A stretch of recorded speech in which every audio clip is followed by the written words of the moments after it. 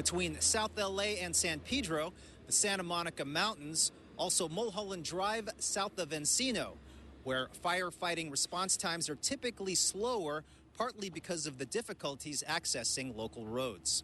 In downtown LA, Gil Reyes for LA This Week. The LA City Fire Department becomes the first fire agency in the nation to regularly gather and post response time data online. See monthly results for all 102 stations by logging on to lafd.org/about/performance. And several firefighters suffered minor injuries fighting a fire at a Venice storage facility. The damage there is believed to be so extensive, federal agents are called in to investigate the cause. Gil Reyes has more from the scene. LA City firefighters worked 14 hours to contain flames erupting from Extra Space storage on Venice Boulevard. Though the fire is out, the ordeal continues for tenant Maureen Simpkins. I'm paying $900 a month for storage here. My life is in there. Specifically, many of her prized possessions were inside when fire destroyed about a third of the facility. At this point, she's not sure if some or all of her property was destroyed. These include expensive artwork, winter clothes, crystal. Probably a $10,000 dining set, marble and stainless. Very expensive stuff. Fire investigators aren't letting her into the business to check because it is considered an active crime scene. The LAFD has called in the federal ATF's National Response Team to investigate. That's usually reserved for arson and explosive incidents, though as of deadline time for this story, an official cause has not been determined. Fire officials also aren't sure if the business had working sprinklers. It could be cited if it didn't. Los Angeles Fire Department has a very strict sprinkler ordinance, but they take into consideration types of construction, types of occupancy, and the use. Maureen Simpkins tries to stay positive.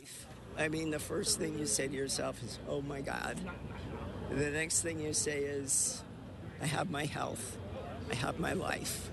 As of deadline time for this story, it's still very early in the investigation. LAFD officials urging tenants to get the latest updates on their belongings by logging on to extraspace.com. In Venice, Gil Reyes for LA This Week.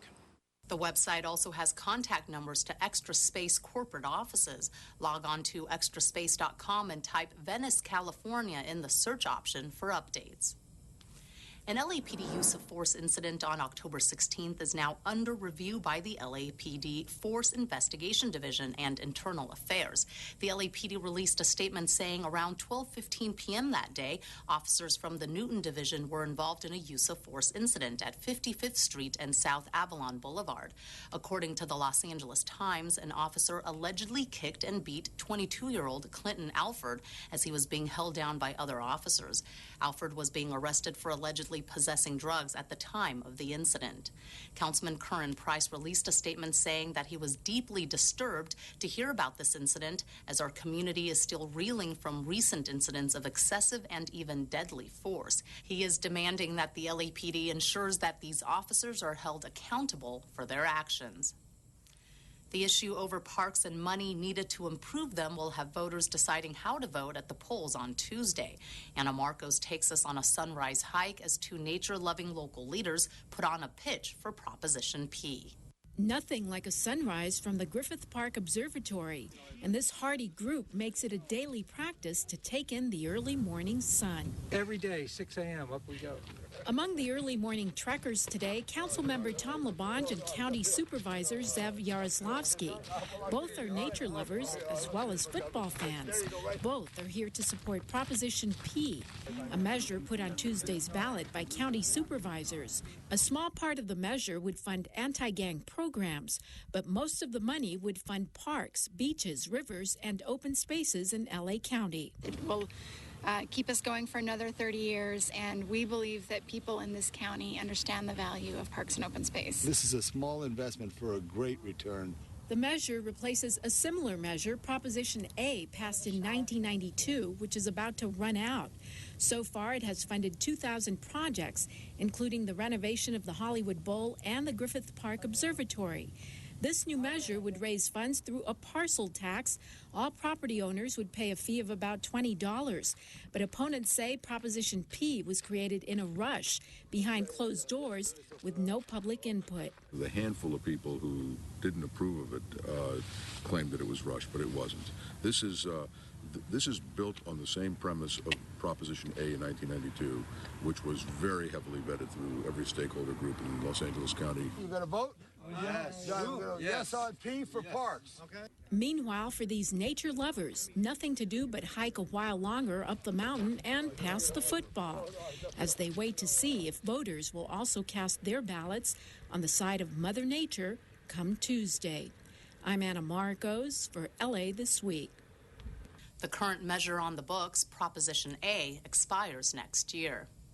2 decades of raising awareness and creating acceptance, and still going strong. The latest Buddy Walk for Down Syndrome Awareness takes its celebration to City Hall once again with the full support of city leaders.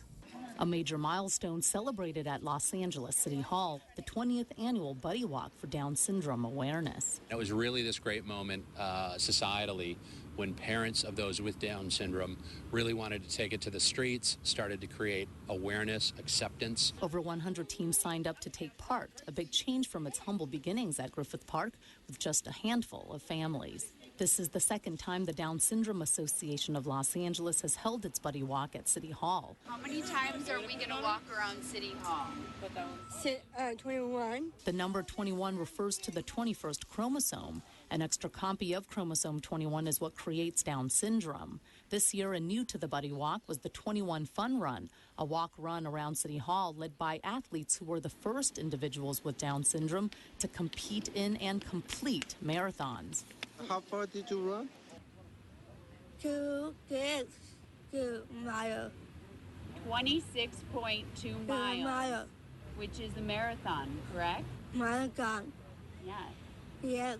She might not have legs long enough to come in first, but she does come in with a smile on her face, and she's ready to do more at all times. Jennifer Davis helped train these inspiring athletes. Angela, Antoinette, Jennifer, and Jimmy, who have all completed marathons and made history. And so we want to encourage the younger generations to be active. When marathon runner Antoinette Mendoza was asked if it was hard running the marathon 3 times, she had this to say. It's easy. For individuals with Down syndrome who have long been defined by others for what they can't do, they are reveling at the chance to show the world what they can do. Councilmember Felipe Fuentes was instrumental in bringing the event to City Hall. The walk at City Hall is just one of over 250 Buddy Walks across the country taking place this fall. A Mexican naval training ship makes a stop in Los Angeles, and some Angelinos got a chance to experience the historic vessel up close and personal. Rasha Goel has more. The Cuauhtémoc, among one of the world's largest tall ships, recently visited the port of Los Angeles, giving Angelinos the chance to come aboard the vessel. The naval tall ship from Acapulco was open for free public tours for 4 days. It's very nice. It's beautiful, all this old stuff, and takes you back in time. The 297 feet long tall ship is known as the Ambassador and Gentleman of the Seas. It is named after the last Aztec emperor who was imprisoned and executed in 1528. This is really exciting for us here at the Port of Los Angeles because we had our first tall ship sail in 1542. Juan Rodriguez Cabrillo came in one of these beautiful tall ships, and that eventually turned into now what we see as the container ships, because that was our first way that the cargo was brought into the Port of Los Angeles. With a crew of 250, this tall ship is used for training to help turn cadets into officers. And once aboard, they learn the ropes with traditional navigation. They are bypassing modern technology in favor of traditional methods. They are not allowed to use GPS on electronics, only the compasses and the sextant. This piece of floating history last visited Los Angeles in 2005, and it may be another decade before Angelenos get a close-up look of the historic vessel. In San Pedro, I'm Rasha Goal for LA This Week. The vessel last visited the Port of LA in 2005 as part of Tall Ships Festival, LA. You may not need to go to business school to acquire skills needed to manage your small business. Graduate-level business training is being offered for free if you qualify. Gil Reyes explains. Many of these people gathered at Union Station used to be struggling entrepreneurs. That is, until they enrolled in the Goldman Sachs 10,000 Small Businesses program. Classes at LA City College have taught Nadia Haddad to think outside the box. And then I went back to my business. I said, oh my gosh, there's so many opportunities. I wasn't designed to think that way. I was focusing on my liabilities. I really was. How can I protect myself? But focusing on liabilities will create more liabilities. The 8-week graduate-level course is funded by the Goldman Sachs Banking Institute. It's committed an extra $5 million to its Southern California program. That's a total of $25 million for education and loans for small businesses since the program's launch in 2010. Prior to that, I struggled until I got into the Goldman Sachs program, and it helped me increase my bottom line by 35% in 1 year. Stephen Mann of End Result Health and Fitness says he learned how to create the right financial statements to attract more investors. LA Mayor Eric Garcetti, a supporter of the Crash Course Business School, says the networking opportunities are similar to that of a university's. When you go to college, it's not just that you went to college, it's that suddenly you are an alum. And with tens of thousands of people, you can tap that network. Talk to people. If you don't have the answer to a question, you know somebody who does. And the icing on the cake, the course is free if you qualify. No student loans to pay, even when your business starts thriving. In downtown LA, Gil Reyes for LA This Week. The program has served some 560 small businesses in the LA area. To see if yours qualifies, log on to goldmansachs.com/citizenship. Students at Los Feliz Elementary School got a special treat recently as city officials gave them a helping hand with a lesson on the environment. Yana Kay has more. Melon rinds, moldy bread, toss them in, forge ahead. These third graders at Los Feliz Charter School are completely engaged as Los Angeles Council member Gil Cedillo reads them a book called Smash, Mash, Crash, There Goes the Trash. It's all about putting trash where it belongs. And if it's not clean, then we can't live. Councilmember Cedillo's book reading is part of his Keeping It Clean initiative, an ongoing effort to clean the streets in his district, and he says it all begins at home. I hope that they get a sense of become aware of something that in many instances we're not. The presence of trash, our responsibilities with trash. The trash lesson coincides with what the students are learning in class, which is about the communities they live in and how we're all connected. Sometimes, maybe if you drop some trash on the floor, maybe like in the ocean, maybe the fish or the ducks could choke. Now, Los Angeles City sanitation workers also taught the kids what they could do with old couches and mattresses, and that's to call the city's bulky pickup service instead of leaving them on the street. And the mascots, OctoClean and Connie the Couch, were certainly a big hit, highlighting an important message of why we should all keep our streets clean.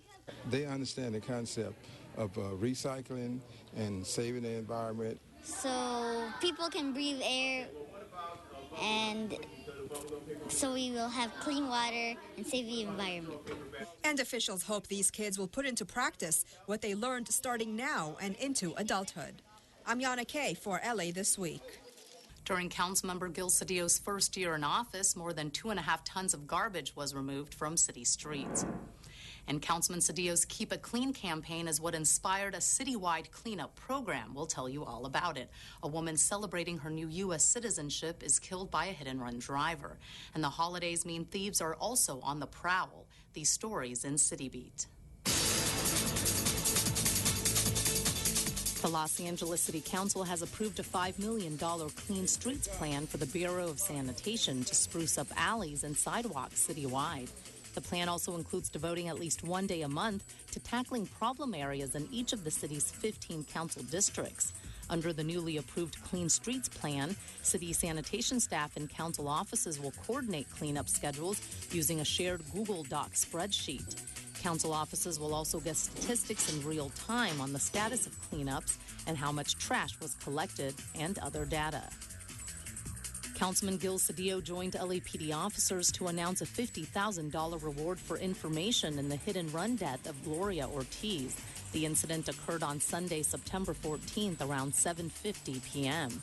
Councilman Cedillo said 57-year-old Ortiz had just become a U.S. citizen and had finished a celebratory dinner when she was struck by a car while making her way across the street at Avenue 50 and San Marcos Place. I'm just asking for any help out there, anybody that saw something, any more information that we have regarding this incident that happened to my mother. She finally became a citizen. That was her dream. She brought us all here legally. She raised us all. And when she finally reached her dream, somebody just out of nowhere took her life. The hit-and-run vehicle was described as an older model Honda Civic driven by a Hispanic man. According to witnesses, the driver was possibly distracted by his cell phone. As the holiday season quickly approaches, police are asking the public to take steps to ensure personal safety. They say criminals are at the ready to take advantage of unsuspecting shoppers and holiday revelers. Police remind you to travel and park in well-lit areas or areas that are highly populated.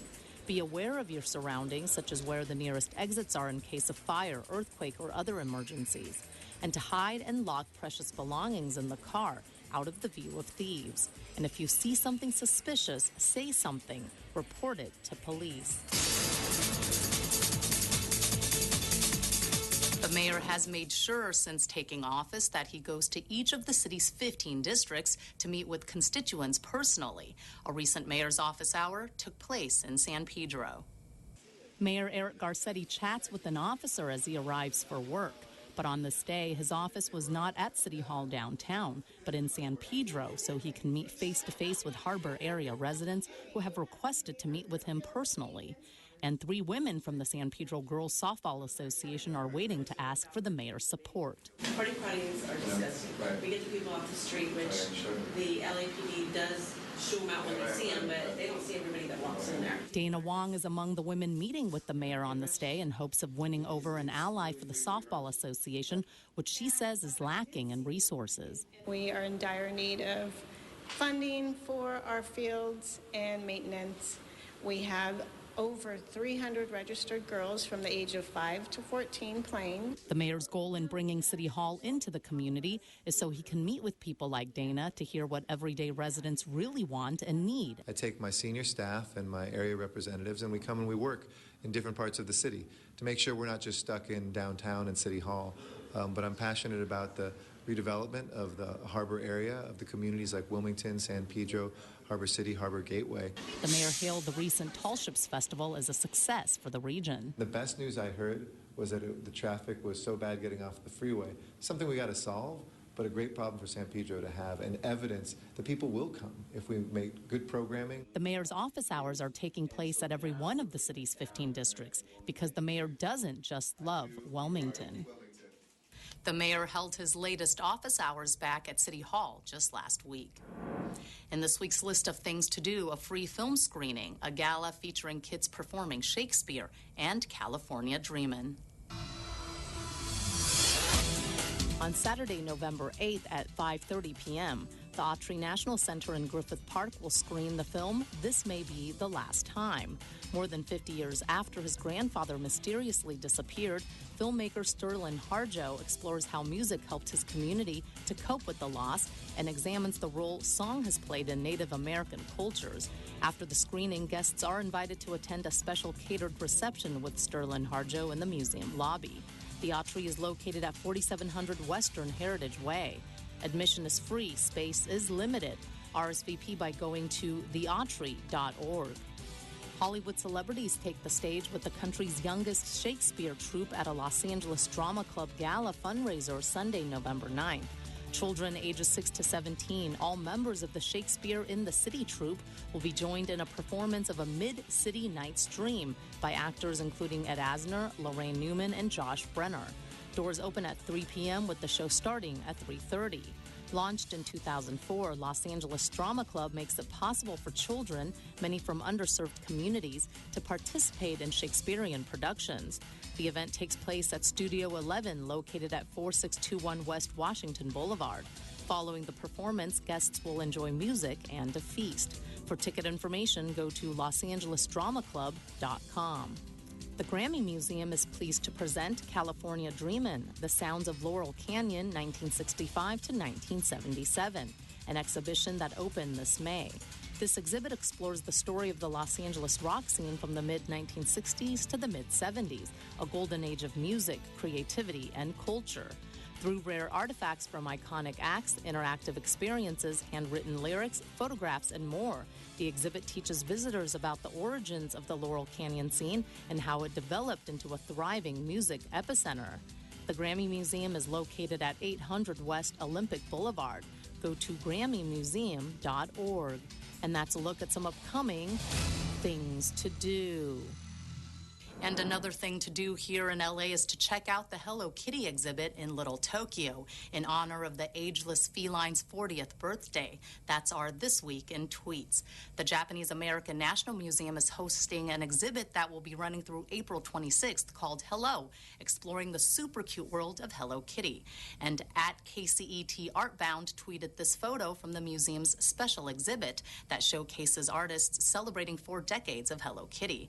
And there's even a Hello Kitty Hungry Hunt, with restaurants like Cafe Dolce in Little Tokyo taking part by crafting special items on their menu like these donuts and latte. Cafe Dolce is also giving out 20 special Hello Kitty pins a day until they run out. The Geffen Contemporary also held a 4-day Hello Kitty convention. This is what it looked like on opening day. Photo courtesy of @AHealthyDesign. Tickets sold out almost immediately. All of this is great news for tourism in downtown LA, where visitors near and far have come to dine and stay at hotels. That's going to do it for this edition. Thanks for joining us. I'm Ellen Chang. A reminder that you could catch us online at lacityview.org. You can also follow and like us on Facebook. We leave you now with some sights and sounds from the Happy Harbor Halloween event along the promenade. We'll see you back here next week for more of LA This Week.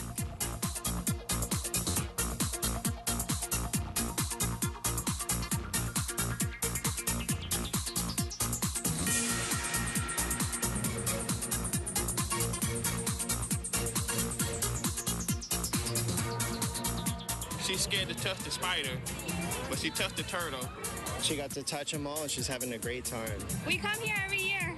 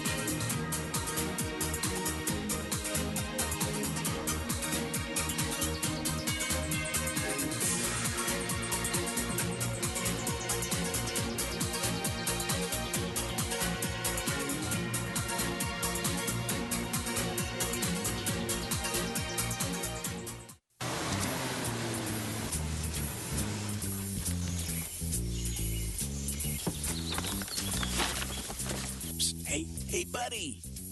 You with the stupid hat. Come here. Closer. No parking! Do you know what happens when you park illegally on these narrow hillside streets? You block the street so emergency vehicles can't pass. Each year, homes are destroyed and lives are lost because of drivers like you who park illegally. And you know what else? You can get a citation. And you can be towed. Help us get to the emergency. The life we save just might be yours. How'd you know? The ball called. Hey, look out for the pothole.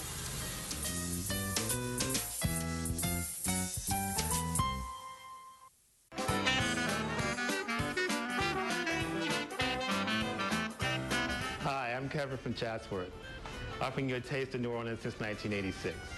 You're watching LA City View, Channel 35. Our city, our channel.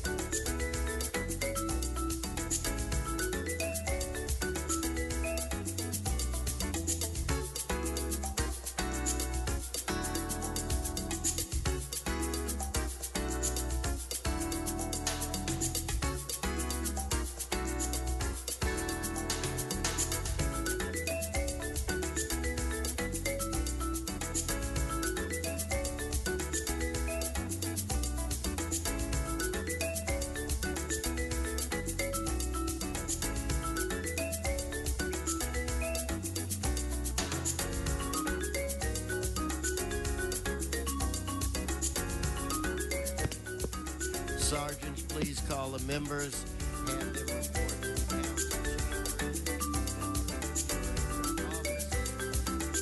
council chambers so that we can begin our business for today. I do want to thank Bloomfield for being today, be on time about this.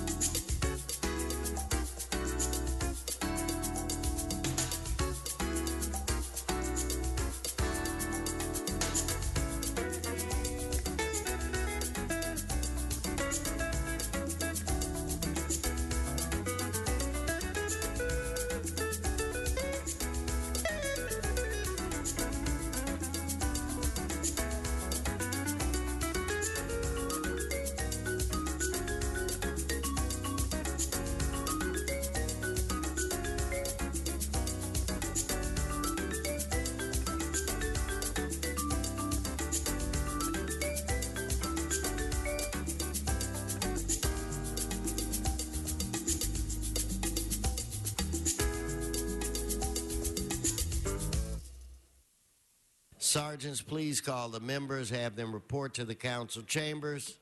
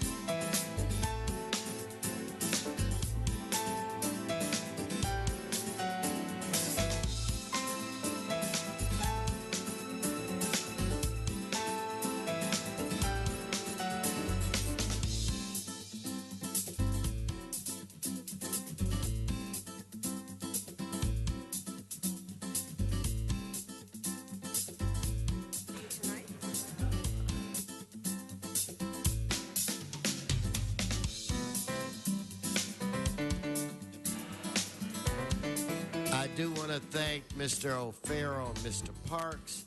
Sergeants, please call the other offices. Give me the ETAs and the members so that we can begin.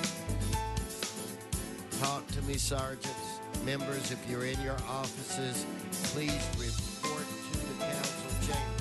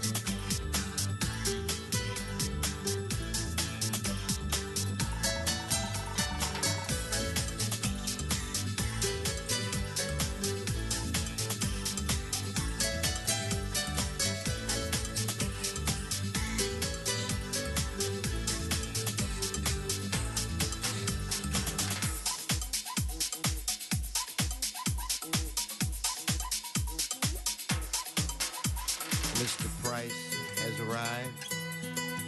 Sergeants, please give me the ETAs on the members.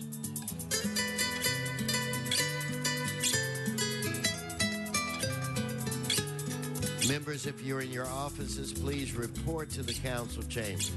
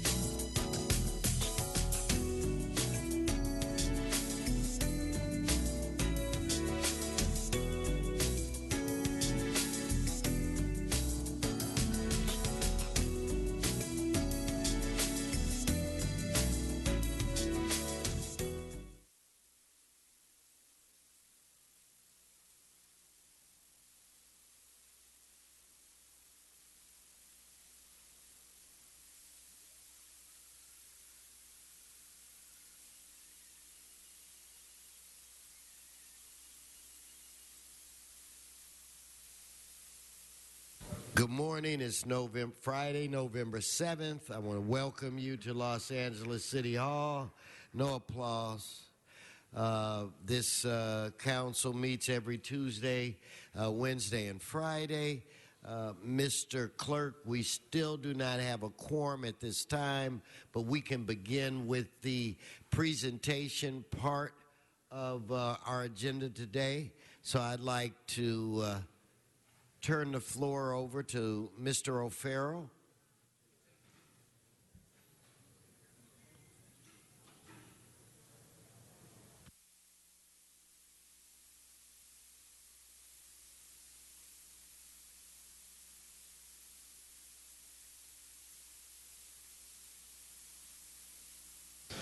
You may want to look to the back.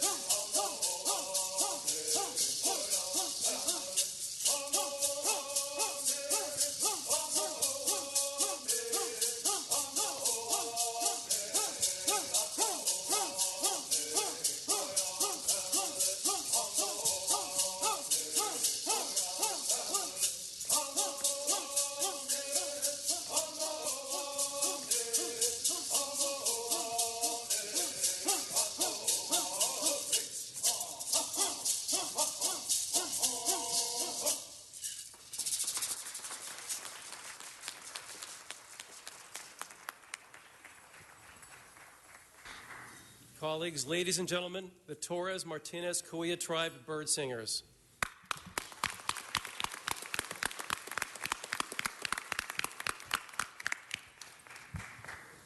Council President Wesson and esteemed colleagues, I want to officially welcome you to the 2014 Heritage Month celebration in the City of Los Angeles, Indian American Heritage. Joining me today in the procession, Rudy Ortega, Los Angeles City County Native American Indian Commission, the Torres Martinez Cahuilla Tribe Bird Singers, Chief Anthony Morales, Gabrielino Tongva, David Rambo, United American Indian Involvement. Another face you might recognize, Mr. A.C. Green, Los Angeles Lakers legend. Let's give him a round of applause.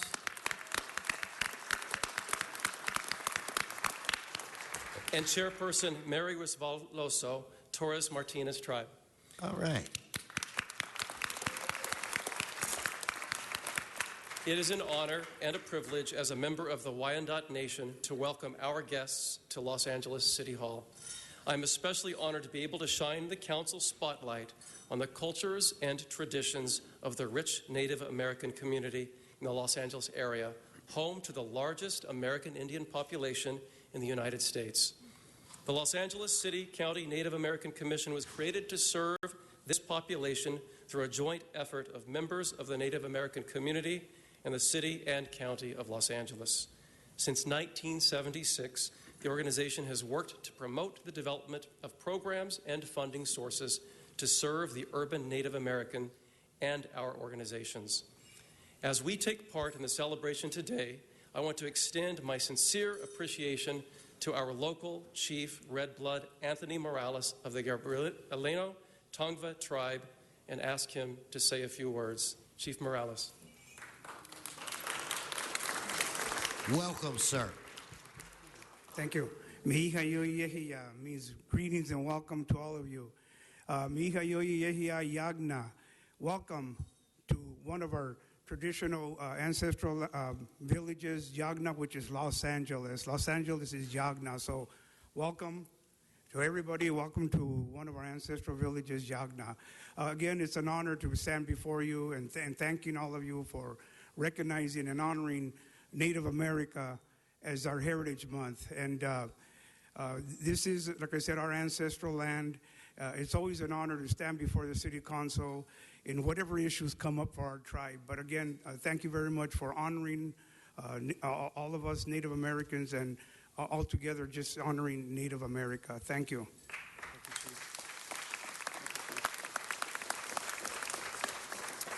Thank you, Chief Morales. I also want to extend my sincere appreciation and gratitude to the Torres Martinez Desert Cahuilla tribe for its service to Angelenos and helping to make this event possible. Joining us is Tribal Chairperson Mary Resvaloso to accept this special recognition and to say a few words. Welcome.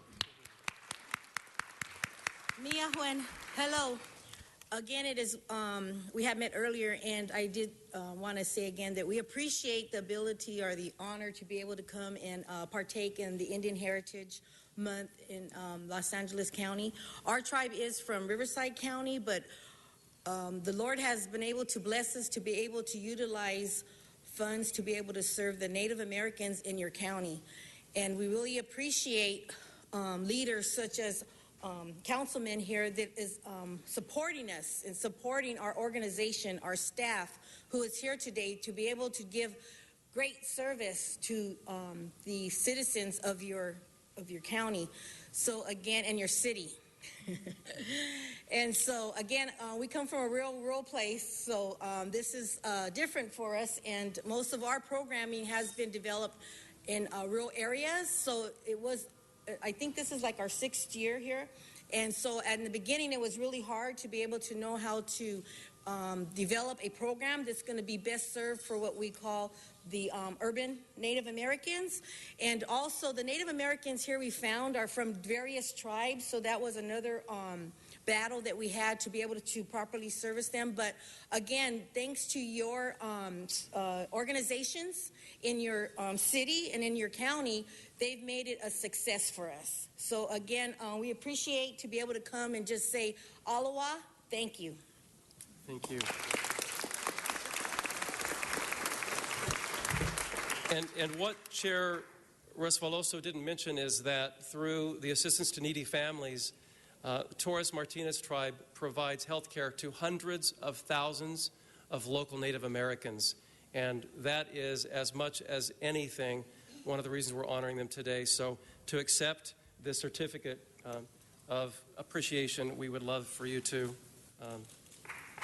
accept this, Mary. Thank you. Thank you. You're welcome. Thank you. I also want to acknowledge some special guests and organizations that are with us today. Los Angeles City County Native American Indian Commission. And if you're a commissioner, please raise your hand. We have several commissioners with us today. Thank you for your service. We have the Torres Martinez Tribal TANF, which we just mentioned, of LA County, and the Benefits Exchange Alliance. We have A.C. Green, of course, who is of Choctaw and other Native American descent. We have David Rambo, United American Indian Involvement. Fernando Tataviam, California Wellness Foundation, Anthem Blue Cross, Red Circle Project at AIDS Project Los Angeles, APLA, who is the only HIV prevention program in Los Angeles County that specifically provides services to the Native American Alaska Native community. Yes. And colleagues, I believe you will find beaded lanyards that are gifts to all of you from the organization today as a token of their appreciation for appearing here. I have a few remarks, and I just want to say that I personally, never before have I pondered as deeply exactly what it means to be of Native American descent since becoming a Los Angeles City Council member. Perhaps it's because I am more keenly aware of the arduous road taken by my ancestors, not of their own choosing, juxtaposed with this great privilege and responsibility I share with you, my colleagues. Perhaps it's because my mother and grandfather have passed, and I must be mindful that they can only be with me in spirit, but with me they are. As is often the case, our Native American roots resonate with us more consistently as we mature. Maybe it is because we become more aware that the very DNA we carry, made stronger through the survival of the countless souls that preceded us, leading to our own existence. No matter what percentage of Native American blood we have flowing through our veins, we are here because of the sacrifices made by people who lived and struggled mightily through disease, famine, forced migration, forced religious conversion, systematic cultural destruction, broken treaties, and worse. Through all of this, the various Native American tribes, at least 562 of them, still exist and have adapted. We will never know the countless stories that should be told but never were. But through this yearly event, we are reminded of our history, helping to illuminate for everyone the important role Native American people play in our society and always have.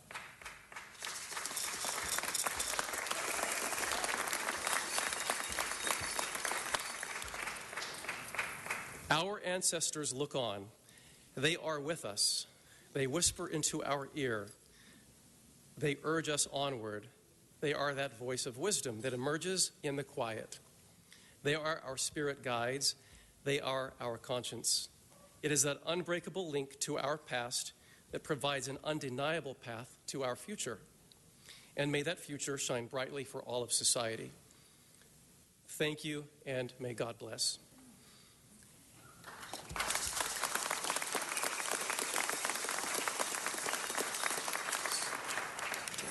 All right, so what we have to do now is present the Commission with a resolution declaring November 2014 as American Indian Heritage Month.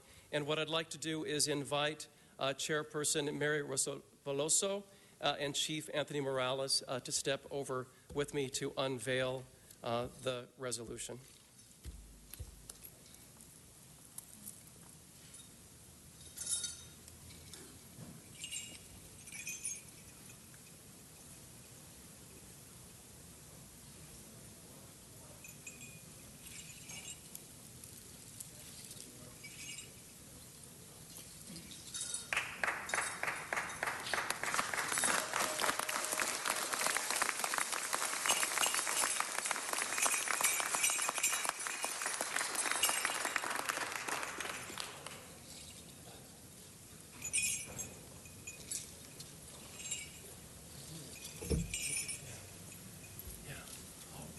Okay, let's start. Okay.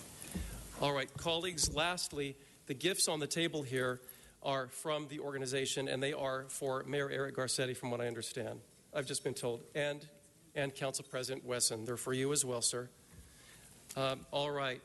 I want to invite everyone after this presentation to the forecourt where we will be celebrating, dancing, music, more speeches, and I really encourage everyone to join us a little later this morning. So again, thank you, and we are presenting another certificate.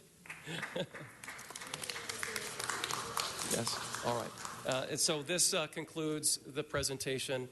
Thanks again, and have a wonderful afternoon, everyone. Thank you all for coming. Mr. O'Farrell, job well done. Thank you all for all that you've given. Thank you. Mr. Clerk, we do have a quorum. Maybe I could run through the agenda at this time. Very good, sir. Blumenfield, Bona, Buscaino, Cedillo, Englander, Fuentes, Huizar, Carrasco, Correa, Lambange, Martinez, O'Farrell, Parks, Price, Wesson. 10 members present in a quorum, Mr. President. Thank you. First order of business. Approval of the minutes. Cedillo moves, Parks seconds. Next. Commendatory resolutions for approval. O'Farrell moves, Krikorian seconds. Next. Mr. President, the Department of Building and Safety recommends that council receive... Why don't we hold?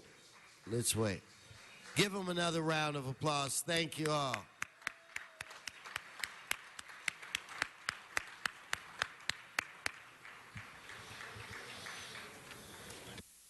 We'll just wait a moment, Mr. Clerk.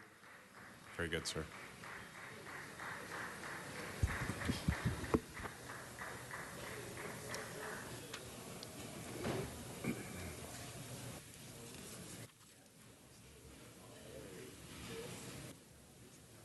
Mr. Clerk, continue.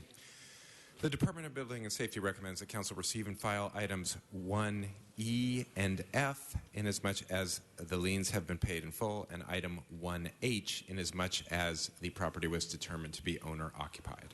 Okay, so without objection, that'll be the order. Very good, sir. Items 1 and 2 are items noticed for public hearing. Mr. President, we do have cards on both matters.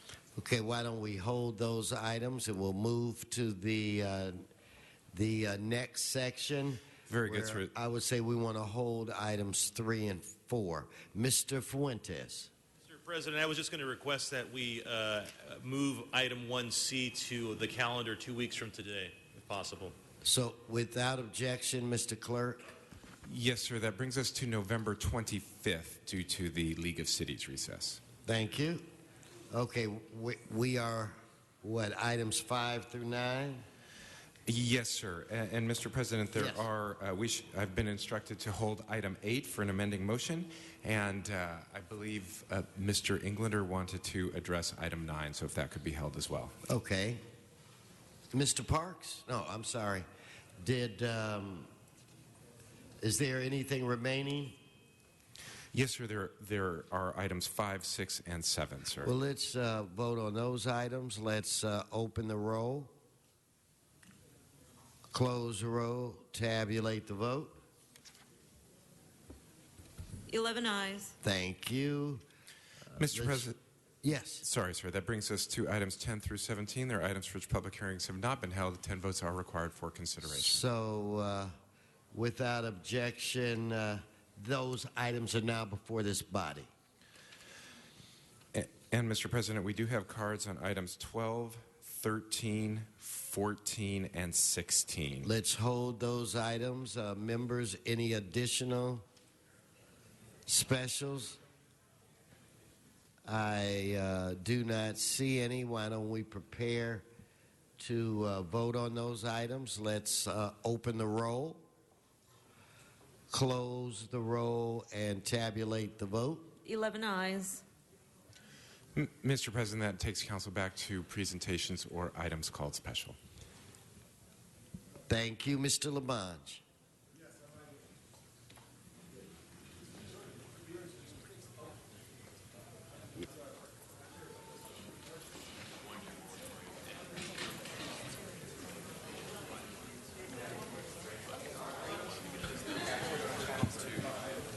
I call on Mr. Wesson, our president, Mr. Englander, real quick. Item 9. I don't have any questions on it. We'll go ahead and move that. Want to vote on that right now? And, Mr. President, if I may, the committee report for that item has been circulated and is now before council. Okay. We've got that approved. Let's open the roll, close the roll, tabulate the vote. 11 ayes. Forthwith on item 9, too, Forthwith, please. Mr. Thank you. Clerk. Very Thank good, you very sir. much. Mr. Wesson and our wonderful representative of Animal Services, you're batting 100,000 on this. Thank you. Thank you very much. Arlene, get... Mr. President and members, I found out this past Saturday Mr. Koretz was there and Mr. O'Farrell. I was honored by an organization called Found Animals that indicated that we have had adopted over 120 dogs when we do our pet adoption on Friday. So let's make sure we keep our 100% adoption rate alive. As I have Arlene, who's holding up, is it Little Lolly? Her name is Lolly like a lollipop. Her name is Lolly like a lollipop. She is a mixed Jack Russell Terrier. Will not be much bigger than this. She is looking for a home. In fact, she was found in, I guess, an apartment. Her and her brothers and sisters. The landlord was a very good man. He decided to bring them to our shelters. We've adopted her brothers and sisters. She is the last one in need of a home. So if you're looking for unconditional love, we have a perfect companion animal for you. We will keep Little Lolly in the back for a little while. So if you have any interest, you want to talk to her, you want to see if she works for you and you work for her, we'll be in the back, and we invite any and all to come and have a conversation. For the members of City Hall, turn on your televisions or listen to your squawk boxes. This is a 2-month-old puppy that you do not want to miss out on. So with that said, Arlene, is there anything that you need to say? Or No, just save her. Take her home. I asked Arlene if there was anything that she wanted to say, and she said, just save her. So that's what I will say. Los Angeles, let's save her. If you're interested, please call 213-485-8855, or on the screen we have 888-452-7381, and her name is Lolly. Lolly's eyes are closed. So please, let's find her a home. Let's save Lolly. Mr. President, thank you very much. Thank you very much. And Arlene, thank you very much. Let's give Animal Services a big hand for their care for the animals of Los Angeles. Item 12, please. Mr. President, that brings us to item 12, called Special for Cards. Mr. Herman.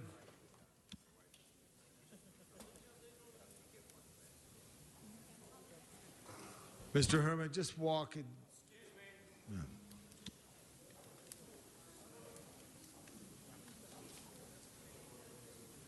All you children of Los Angeles, the season to display at City Hall Rotunda on December 20th. Mr. President. Hold on, hold this time. Mr. City Attorney. You could ask him to speak in a normal voice. He's doing that. Mr. in a Herman, disruptive fashion. Mr. Herman, speak in your normal voice so you can communicate your message. Mr. Clerk, run the time. Here we go again. You hear me very clear. Mr. Take his time. You're going to give us the report. I'm just trying my best. Use your regular voice, Mr. Herman. I'm trying so hard. Please. All right.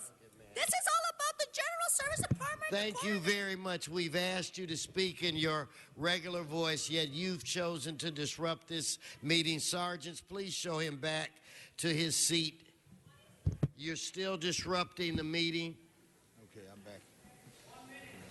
We want to listen to you. Now you're yelling back and forth. We do not do that here. It is a disruption of this meeting.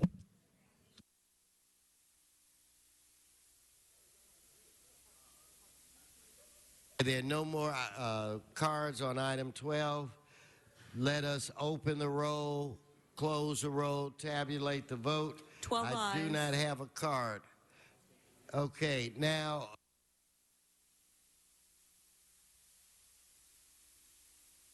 Mr.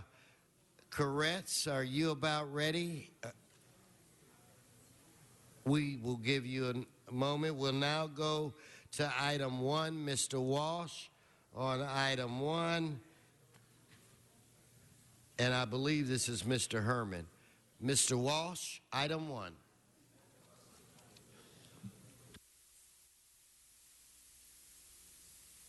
And Mr. Akala, item 1. John Walsh. Excuse me, I just had a frog in my throat. John Walsh. Thank you. Anybody disrupted? Did I disrupt anything? No, stay on the subject. That's not disruptive. Stay Number on the 1, subject. hearing protests or objections to building and safety. As we said, you do a pretty good job here, but anybody who doesn't come down and protest these liens, because as you know, we tell the people who come down here how to approach you. When they get up here, every single person who protests the lien gets a stay of execution and half off the lien. You never see people come up here twice because these numbers are bogus. They're inflated. I'm telling you right now, never accept a lien. Come down here and complain, and you will save thousands of dollars. Thanks to the gentleman over here, Hollywood Highlands. Thank you. Thank you. Thank you. Mr. Herman, I believe.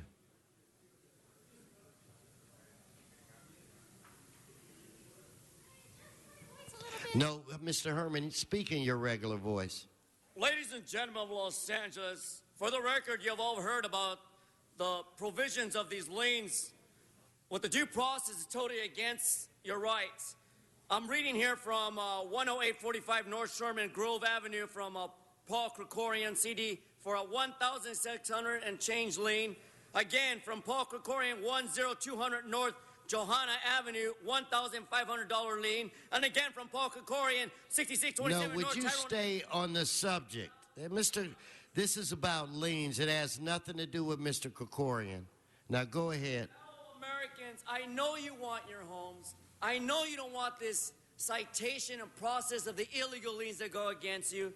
I'm going to hold my time to 1 minute because my voice is so offensive. Thank you. Your time is up. Your time is up. Your time is up. Sergeants.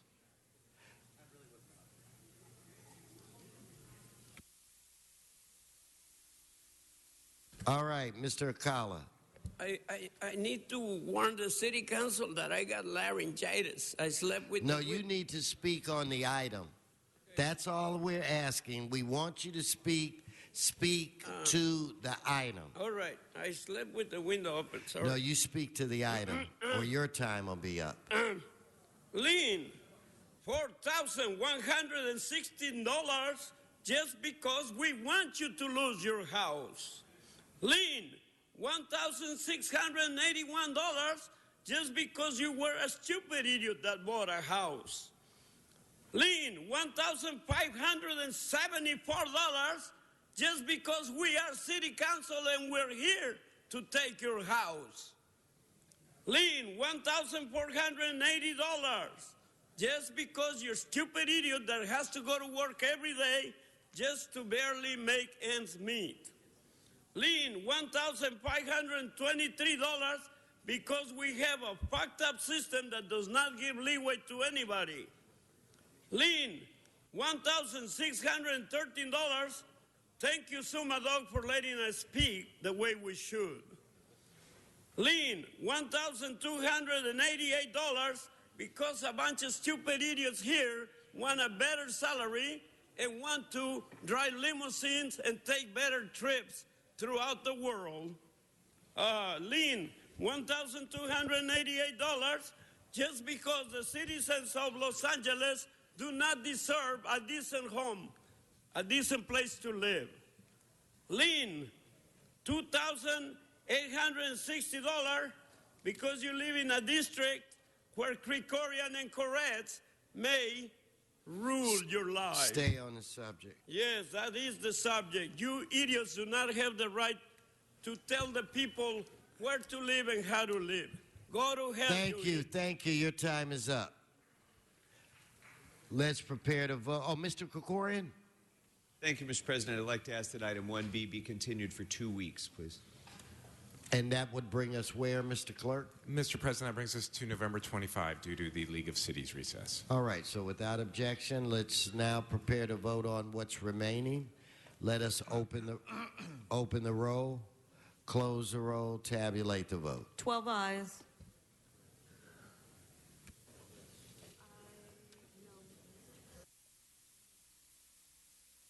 Mr. Koretz, would you like to, are you ready? I would now like to turn the floor over to Mr. Paul Koretz for a very important presentation. Thank you.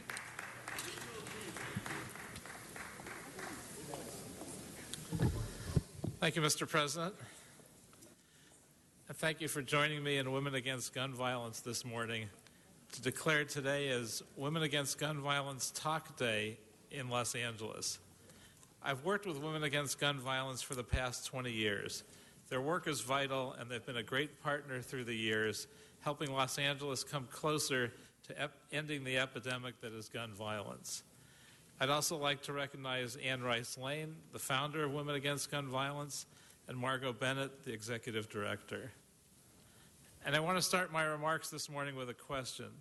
Can the simple act of locking up guns save lives? Well, of course, the answer is yes, it can. 60% of gun-related deaths among children and teens occur in their home or in the home of a friend or family member. That's 12,000 young lives that could potentially be saved or protected from injury each year if adults locked up their guns and stored them away securely. 68% of school shootings involve a gun brought from home. Think about it. There have been over 80 school shootings since Newtown, Connecticut, that have killed or injured over 100 young students. Women Against Gun Violence and the Talk Project address this simple solution by teaching parents and caregivers how to talk with their neighbors, family, and friends about guns and safe gun storage in a way that is non-adversarial and not political. And also by providing free gun locks like these to those who participate in the Talk Project 1-hour parent workshops. Today we want to stand together and promote the Talk program and Talk Day here in Los Angeles.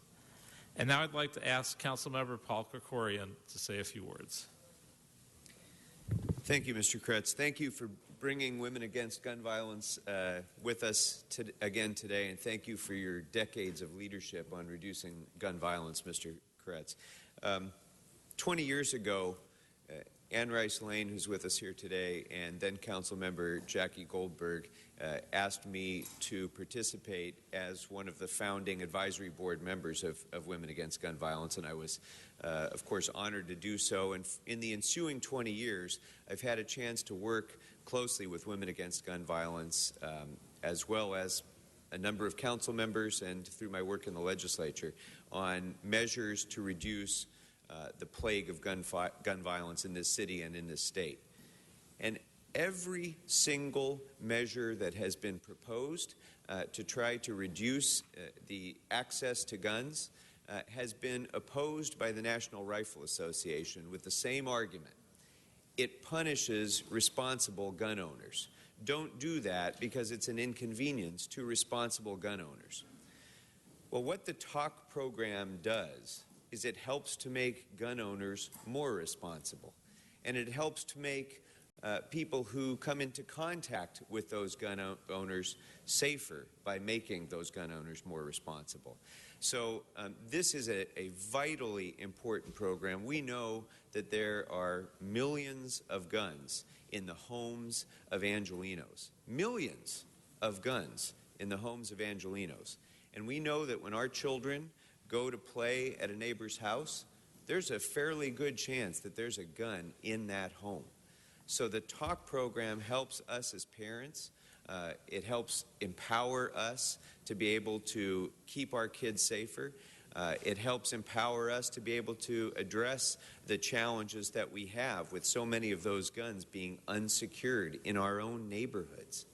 So the TALK program is a huge step forward. I hope that responsible gun owners will embrace this effort. I hope that the advocates on the other side of this issue will embrace and support and encourage this effort, because this goes to exactly the point that they've always raised in opposition to the responsible things that we've tried to do.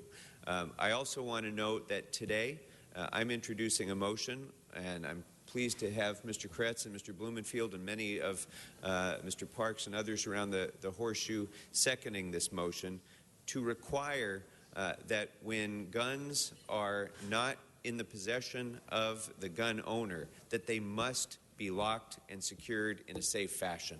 California law already requires that trigger locks be provided with firearms when they're purchased, but there's no requirement that they actually be used to secure the gun. So we need to have an ordinance in this city to require gun owners to lock up their guns, because I've got news for you. If you have a gun in your home and you do not secure it and lock it when it is not in your possession, you are not being a responsible gun owner. So this measure is going to try to bring additional accountability and additional safety to our neighborhoods. So, Mr. Kretz, thank you. Women Against Gun Violence, thank you for all of the work that you do day in, day out to make our city a safer place.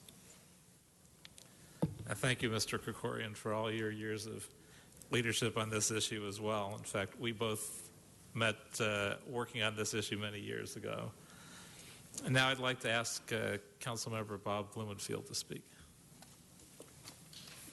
Thank you very much. I want to thank Councilmember Kretz for bringing this forward, and both Councilmember Pauls for their outstanding leadership on this issue. It's an issue I certainly care deeply about as well. Really want to praise Women Against Gun Violence for spearheading the TALK project. And, you know, that's what it's about. That's why we're wearing these pins. Ask me about TALK, because it's about communicating, it's about talking about gun violence, because it's about educating people. Because, as my colleagues have noted, even if you don't have a gun in your house, if you have small children and they go on a play date, there's a gun in the house where they're having a play date.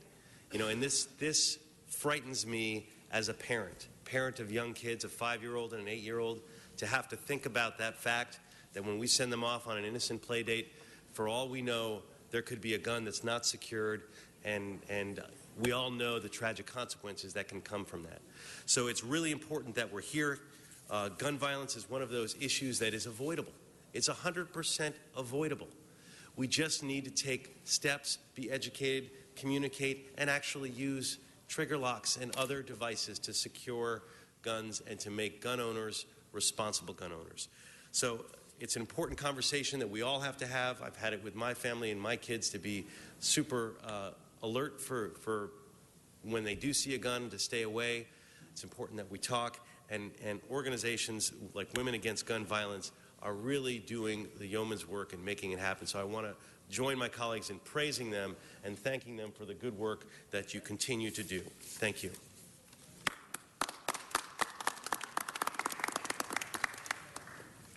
Now I have the pleasure of introducing Lori Safian, who serves as the board chair of Women Against Gun Violence. And we thank you, Lori, for all your hard work on behalf of the organization. Thank you. Happy Talk Day, LA. Thank you, City Council, for this wonderful recognition, and a particular thank you to Councilmember Krikorian and Kretz for your longtime vision and leadership on this issue, and for partnering with us for many years to keep our communities, our families, and our children safe. You have been tremendous leaders on this issue, and we have much gratitude for working with us. I want to acknowledge the people who are standing here with me today. Our board members, our members of our Speakers Bureau, including our Women Against Gun Violence founder, Ann Rice Lane, who more than 20 years ago recognized that gun violence was an epidemic in our communities that urgently needed addressing. I also want to acknowledge the members of our Speakers Bureau, many of whom are gun violence survivors who selflessly go into communities and share their personal stories so that the public can understand the real-life consequences of gun violence. They are the inspiration and the motivation for the work that we do, and they are incredible people, and we have much thanks to them. Now you're going to hear from Holly Dexter, who's going to share her personal story and talk with you about why the Talk Project is of such great importance to her. Thank you so much.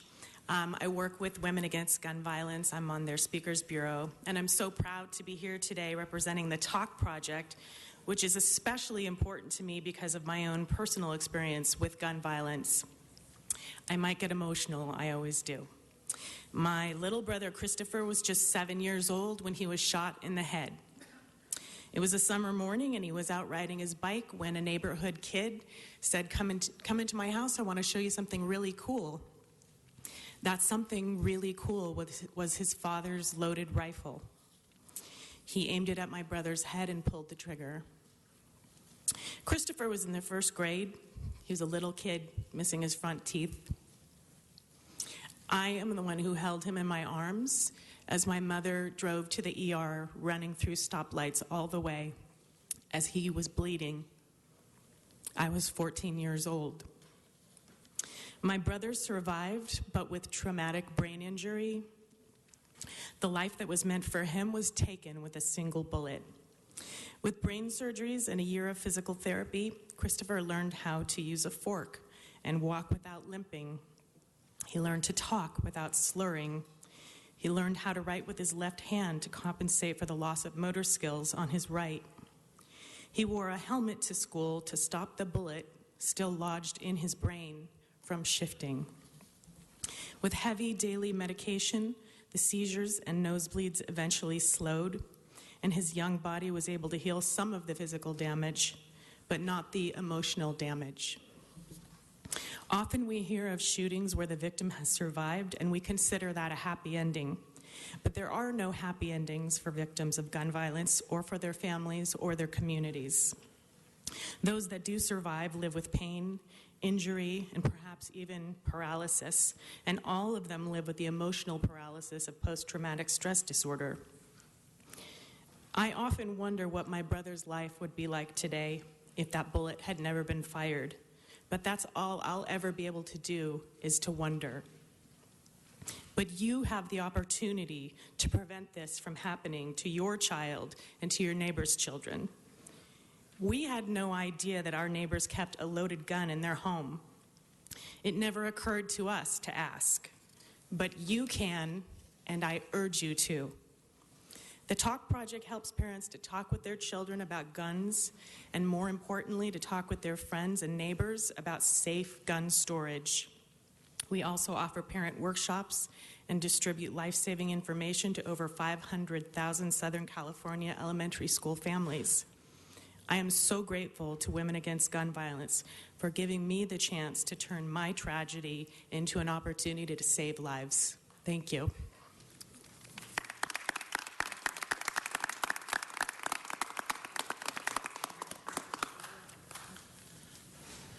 And I'm not sure it was planned necessarily, but I'd like to ask the founder of the organization, Ann Rice Lane, to say a few words if she might, as long as we have her here. Thank you, Paul. I'm very pleased to be here. I think hearing Holly's story and knowing how moving it truly is all we really wanted to have happen today. Because we think if you know the stories of unintended shootings, you can't but help us with this talk program to help people really talk to their kids about guns. And since Paul Koretz stuck me with this job of speaking extemporaneously to you, I'm going to say something extemporaneously. The very first person that I ever met who even talked to me about the possibility of forming an organization was a then member of the West Hollywood City Council, I think you were a member, who had begun long before I did to deal with the issue of gun violence, and that was Paul Koretz. So he is our inspiration from the very beginning, and Paul Krikorian, once we got started, joined us. So we're very proud to have two members of the City Council, and Bernard Parks is a member of our advisory board as well, and the council has been very supportive, and we're very grateful. Thank you.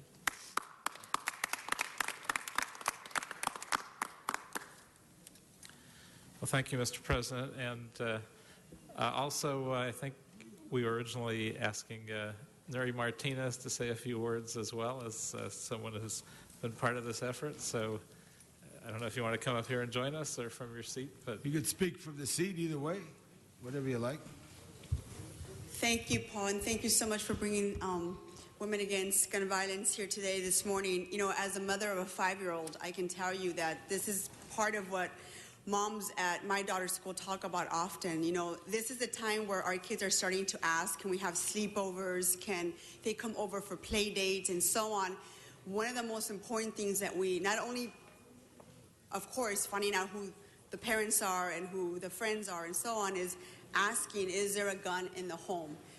Do you have it locked up? Is there a conversation about gun safety at home? That's something that we can do as parents. We model for our children every single day, and it's our responsibility to ensure that our children not only have a safe environment at home, but when they go play with their friends, that we do the same thing and have that conversation with the parents of the homes that our kids are playing at. So I thank you for your leadership, and this is absolutely something that we can prevent by talking with other parents about and ensuring that our kids are as safe as they can possibly be. It's our responsibility. Thank you so much for being here. Mr. President, I don't know if there are speakers around I'd like the horseshoe. I'd like to call on Mr. Englander. Thank you, Mr. President. And I want to thank you for having the courage to share your stories. And I particularly really want to thank not only the great women that are and started this and continue this conversation and dialogue. And I'm not going to get into my personal story, but I too am a victim of gun violence in my family.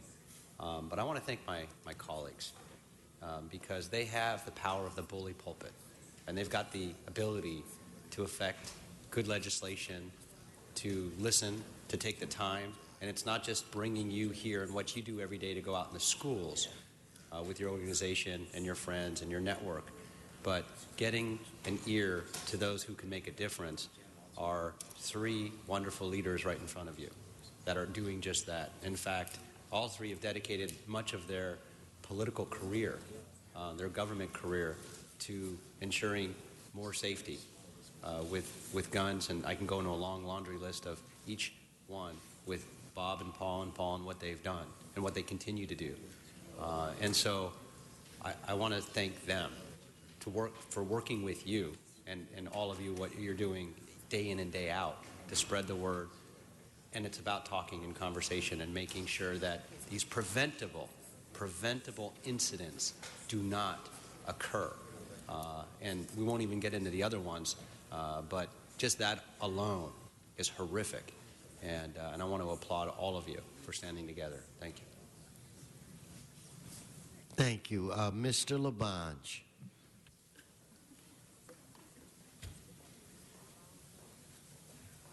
You know, if you look at the world, it is all about women. If you really look at it, if you look at who saved things or who started things, it's all about women. I forget her name, but she saved the cable cars up in San Francisco. Forgive me for not remembering that. I think of my own high school. It's 4 women who stood up and said, don't build a new school, save historic Marshall High. But I look at you all and Ms. Saffron and your mother and all the work that she's done in all sorts of ways. Ann Rice Lane, a commissioner for Mayor Bradley. You know, you could go to the beach or you could go to the mountains, you go to the desert, but you came back, as always, to be the voice of sanity, which is so sad. And the issue that you spoke of about your neighbor and your son, how tragic. So to prevent everything, and one person is very important.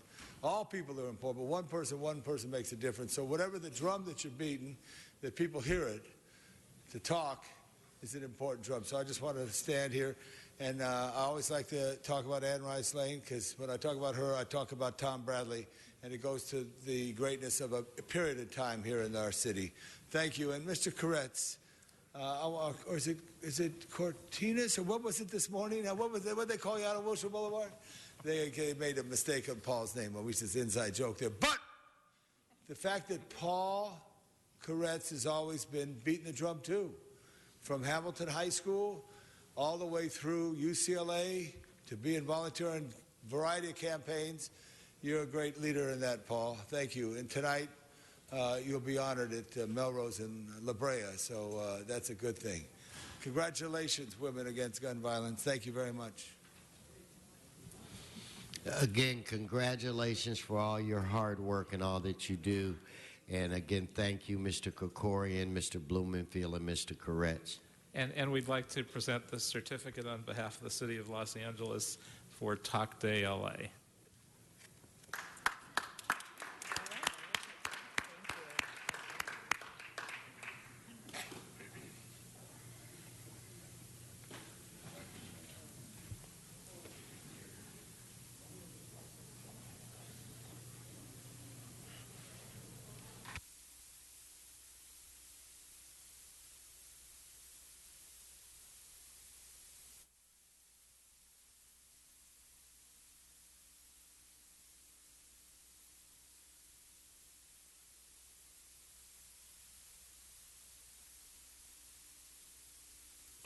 Again, thank you. Thank each and every one of you. We're still trying to find a home for little Lolly here. Please call, or if you're in the building, come down or come over. She's looking for a home. She's looking for unconditional love, so she's still here, and she's about ready to eat my ink pen. So I'm going to move her on. Mr. Arlene, if you could. We're going to take up item 3 and 4 at this time, Mr. Clerk. Yes.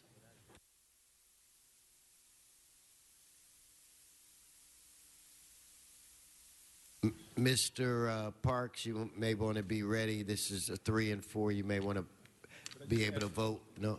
One question? Yes. You know I'm going to vote, but no, I know. But I wanted to make sure you were. I just want to make a request that I could write the opposing position on the ballot. I don't know how that works, so I think we have to write you a letter. Okay. So we're trying to eliminate a letter. So we just wondered if we could get that agreement now, because I think you sent us paperwork to say what the words and all that other stuff. Fine. All right. That's fine. Okay, on these items, we've already satisfied public comment. Let's open the roll, close the roll, tabulate the vote. 13 ayes, 1 no. Okay, that passes. Next, we go to item 8. And, Mr. President, amending motion 8A has been circulated and is now before council for consideration. Could you hold 8 for a minute? Ms. Martinez is in the back. Ms. Martinez is in the back, and she wants to hold 8. Okay, I have. So what I can do, Mr. Parks, on this item, we do have some public comment. I can take that first. So if I could get Antonio Ramirez, followed by Peter Kelly. Thank you very much. 1 minute each. This is a matter of principle. Public safety of unattended charitable collection boxes. What a shame. America and Los Angeles can't leave locked, unattended charitable donation collection boxes in a well-lit area because they are getting broken into as well. Let us, City Attorney, get to the root of the problems and start enforcing the rule of law. Arrest and deport all these criminal Latino Chango gangbangers and wetback felons. Now, we all know that the American people are truly the most benevolent people in the world and the most giving. But unfortunately, most of these Latino Chango gangbangers and wetback felons that you hire are the very people who are robbing and destroying this wonderful source of loving charity. hire military and senior citizens and pilots to monitor these boxes so they can appropriately disperse these wonderful items. Thank you. God bless America and the United States military. Thank you, Mr. Kelly.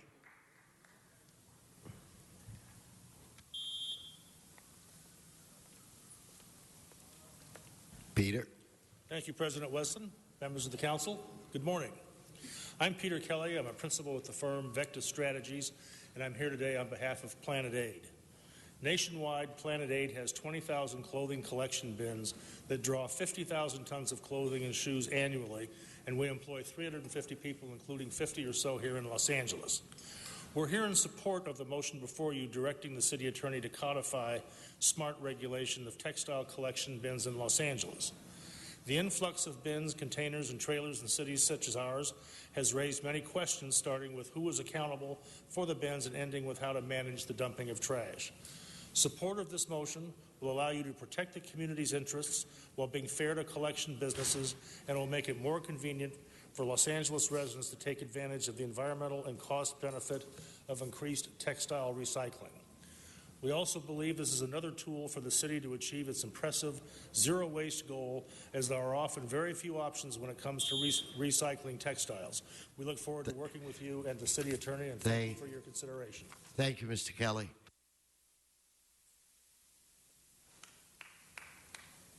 No applause. Ms. Martinez, is my understanding that you wanted to say something on this item? We're passing a revised motion. Oh, are you? We need to wait for it to circulate. Okay, then why don't we just hold this item for now, and we'll move on. So let's move on to item 13. Antonio Ramirez, item 13. John Walsh, item 13. Wait. Mr. Kala, item 13. Come forward.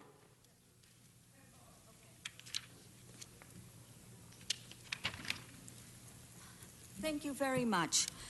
This is a matter of principle. Caveat, relative to issuing a multifamily housing revenue bonds in an aggregate amount not to exceed $33,750,000 to finance the acquisition and rehabilitation of the Wilshire Manor apartments or projects. That is such an ugly word, projects. It has a horrible connotation. Let's get rid of that. Only on the conditions we approve this for the following reasons. And let's go ahead for the following conditions if they are met. And that is that we provide housing first and foremost to our United States military veterans. Get them out of the shelters and provide them and put them in these homes. And also furloughed pilots and maybe many of your city employees. Let's fumigate the homes, give it a feng shui ambiance, clean up the trashy environment, graffiti, cracked cement, sidewalks, and all the urban blight in that area. And again, let's rejuvenate that area. Let's also put a gym room, a sauna, jacuzzi, hyperbaric chambers, and additional rooms for music for all these pilots and military so they can enjoy and have a movie theater also in these so-called projects. And again, let's put military veterans in these homes. I prefer the Wilshire Manor apartments rather than projects. So again, please, let's occupy these first and foremost with these wonderful, wonderful human beings who have a whirlpool of humanity. And again, that's the United States military veterans and our pilots and law-abiding citizens. Okay? Thank you very much. Mr. Walsh. John Walsh, blogging at HollywoodHighlands.org. This is a gift of $33,750,000 to the owner of Wilshire Manor Apartments. $33 million on Normandy in Koreatown. And what will you get out of that? No new housing units. You're just going to fix up some housing units. At $33 million, you could do this at 1/10 that amount. This is a gift of public funds. To whom, it doesn't say here who the owner is. $33.75 million for the acquisition and rehab of the apartments, adding no new apartments. 15-0, and the LA Times sits around the reporter with his finger up his ass. HollywoodHighlands.org. Mr. Akala. Exactly, the finger up the ass. It's a very good analogy because you are actually putting a lot of money to waste. A lot of money to waste. You could house a lot of homeless people with that money, but instead, you're giving it to a rich dude that wants to put a lot of wetbacks in a roach-infested apartment unit. Put them all in little cages, right? After all, they're only wetbacks. They don't deserve much. Anyway, gangbangers, wetbacks, why don't you put veterans there so they can kill roaches with their... Stay on the subject. The item is screwed up housing for screwed up people. And so expensive that the poor cannot afford it. And so stupid that the rich are not going to move into that neighborhood. Are you kidding? Are you kidding? I'm going to move to Koreatown? Are you stupid? So what are you actually doing with that money? You are giving it to one of your people, one of your partners in crime, because you're all criminals. You are all criminals. You keep people on the subject from obtaining housing, and you give the money to the wrong projects. You are all hula baloney. I will not use too much more profanity. I was just using it to show you that the people Thank you. Have some power. Stay on the subject, Warren. Fuck you all. Thank you. Let's prepare to vote on this item. Let's open the roll, close the roll, tabulate the vote. 12 ayes. We're on item 14. Mr. Akala, it's my understanding you have 1 minute on item 14.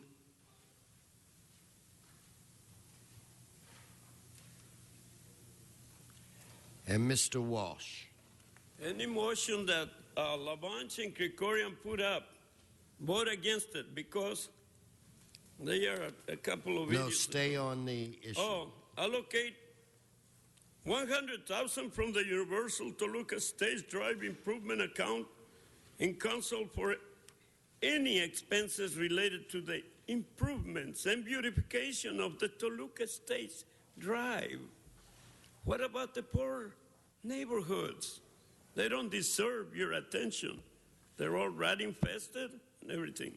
Direct the city clerk to prepare the necessary documents or agreements with Toluca Stage Drive Homeowners Association, a bunch of white racist people over there, or any other agency of organizations as appropriate to the above amount for the above purpose, subject to the approval of the city attorney. Thank you. Thank you, Mr. Akala. Mr. Walsh. John Walsh at HollywoodHighlands.org, J. Walsh Confidential. This is $100,000 given to Universal Studios concerning improvements of the Toluca Estates. That's where Bob Hope lived. This is $100,000 given to a huge corporation to spruce up their neighborhood. You know what? All you white politicians, I salute you. You stand up for the white race and you give them money because you're proud of your white skin. But when it comes to the 3 Oreo cookies up Stay here, they sell on their the subject. the subject. You are going to vote for this money for white people. You should be ashamed of yourselves. Universal City, $100,000. This money should be going to South LA to improve there. And you got your 3 Oreo cookies, HollywoodHighlands.org. Okay, let's prepare to vote on this item. Let's open the roll, close the roll, tabulate the vote. 12 ayes.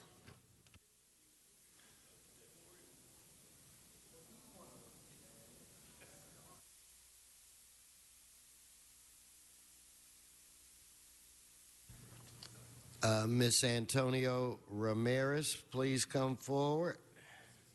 Item 16, I'm sorry. Brian Barajas.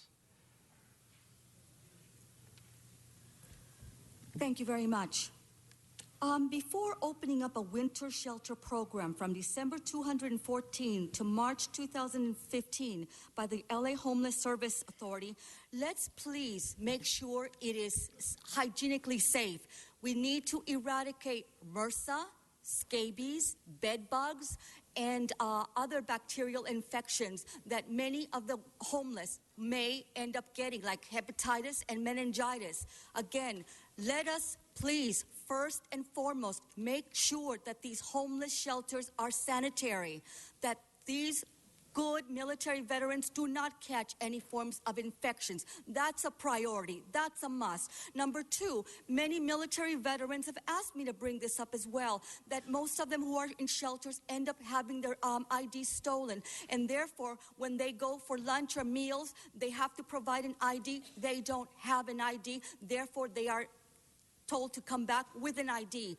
That, again, is wrong. It's egregiously wrong. Therefore, we are asking that in the shelter, let's provide a section for our pilots and military, God bless them, and then let us, again, streamline their homeless stay in the shelter for these pilots and military, and then all the other individuals. Remember, they come with trauma, so we must afford them all the luxury that we possibly can in a shelter. Again, they are a priority. So therefore, please, let's again hygienically and make these places sanitary and hygienically correct and safe and secure for our military veterans and legal law-abiding citizens.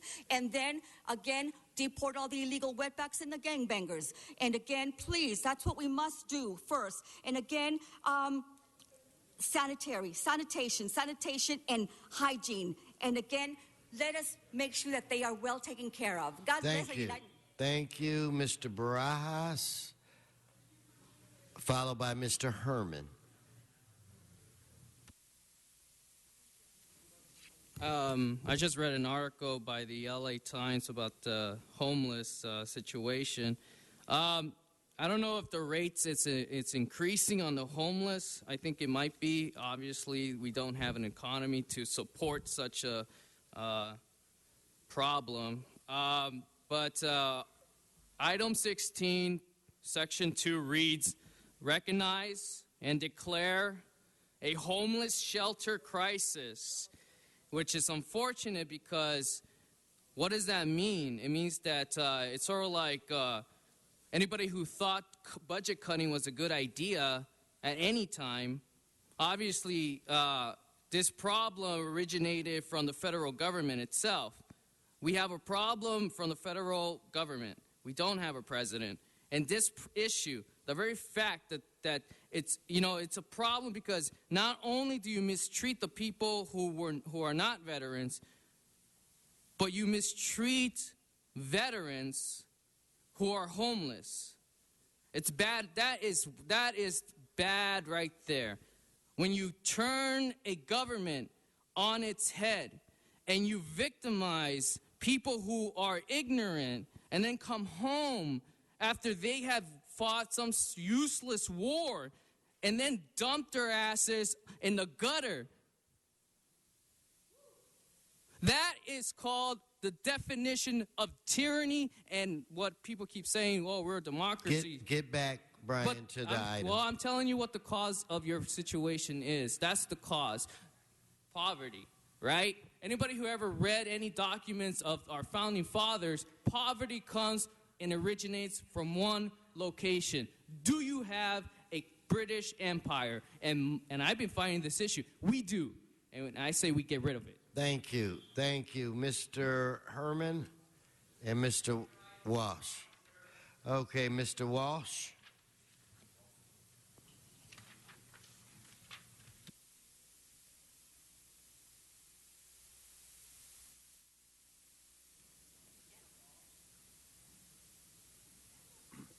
John Walsh, blogging at Hollywood Dems. These are 10 new temporary winter homeless shelters. Let's take a look at where they are. South San Pedro Street, 7900 Southwestern, 5615 Southwestern, 5701 Southwestern. Only one in the Valley, in Sylmar, in their neighborhood. Well, we have none downtown because it might lower the real estate values here. These are racist locations. No place where white people, and I want to thank every single city councilman for protecting us white people. Let's keep them all in the minority neighborhoods because the blacks and the browns don't give a damn about their own people. HollywoodHighlands.org. Sweep them away and take that green white money. Thank you. All of you. HollywoodHighlands.org. Thank you. Let's prepare to vote on this item. Let's open the roll. Close the roll. Tabulate. Mr. President. Oh, it's double vote, right? So that's my mistake. So how should we proceed? Mr. President, the first vote would be on whether to substitute this matter. And again, there is a substitute motion, that is motion Cedillo-Huizar, that has been circulated. It's now before you. Okay. So first a vote on whether to substitute, and then... Let us open the roll. Close the roll. Tabulate the vote. 12 ayes. Okay, now let us actually vote on the issue itself. Let's open the roll, close the roll, tabulate the vote. 12 ayes. All right, that's approved. Let's go to item 2.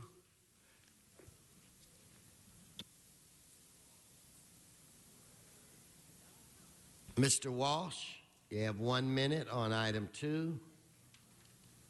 Does Mr. Akala have time? Mr. Akala's out of time, so Mr. Walsh, please come forward, followed by Mr. Herman. John Walsh at J. Walsh Confidential. Again, we need more places for off-site consumption of alcohol. We do not have enough. Even Mr. Buscaino, who's not here, has said we are the hit-and-run capital of America. Take a look. Garbage reporters at the LA Times, he doesn't have his finger up his ass. Sennheiser has his fist up his ass. Let's take a look at the correlation between hit-and-run driving per square mile and the number of alcohol licenses per square mile.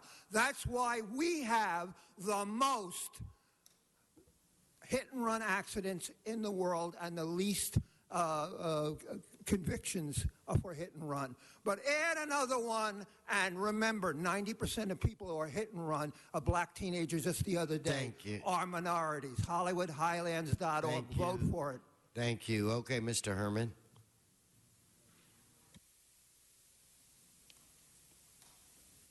Residents of Los Angeles, as I sat in November 6th, Department of City Planning and Zone Administration, I was very well aware that the hearing for application for determination of public convenience and necessity for alcohol sales, it's at its worst.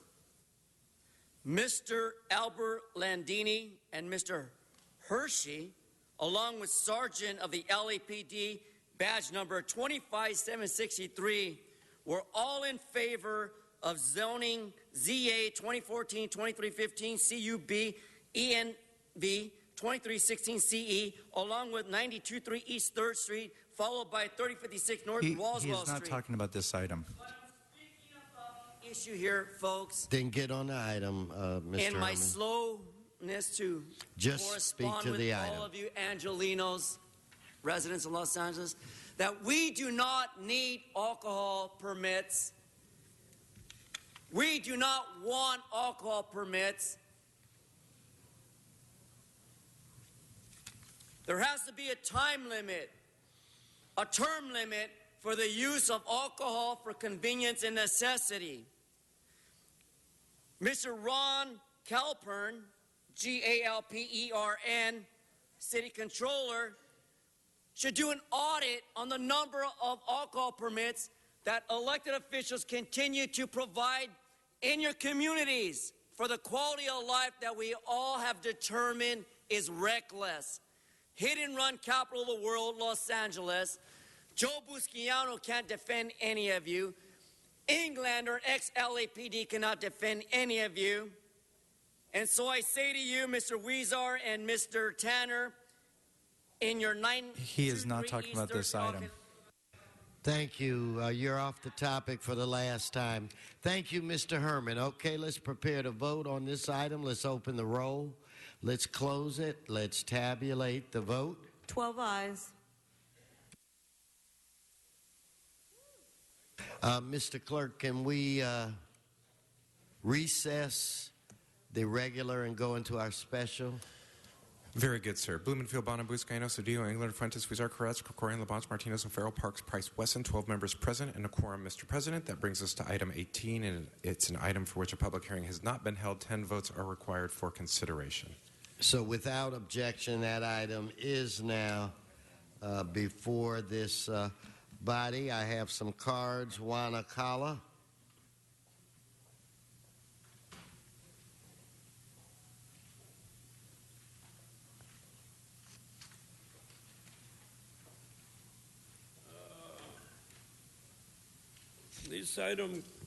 This item concerns the fact that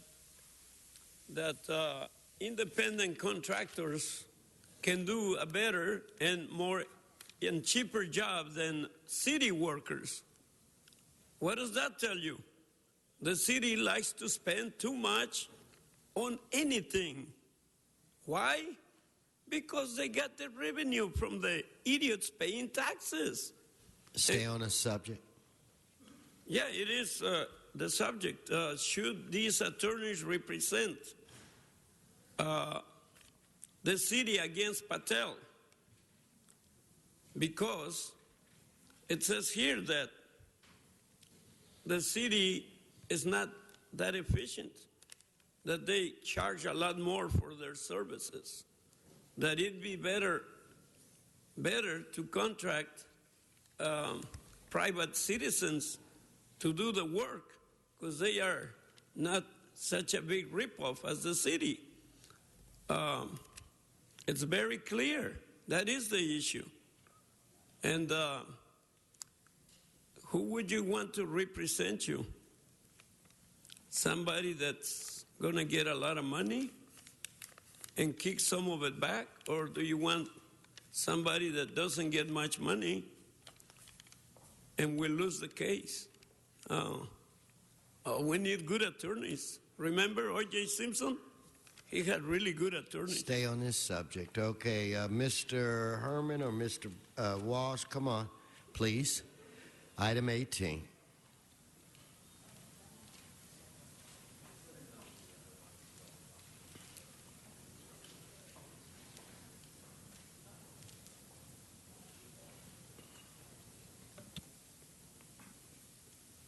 John Walsh, blogging at HollywoodHighlands.org. This is a private law firm who is going to handle a U.S. Supreme Court case that you're involved in. Nothing about this in the L.A. Times, nothing about this in the media, and the rest of the media follows the L.A. Times. Now, what is Patel suing you for?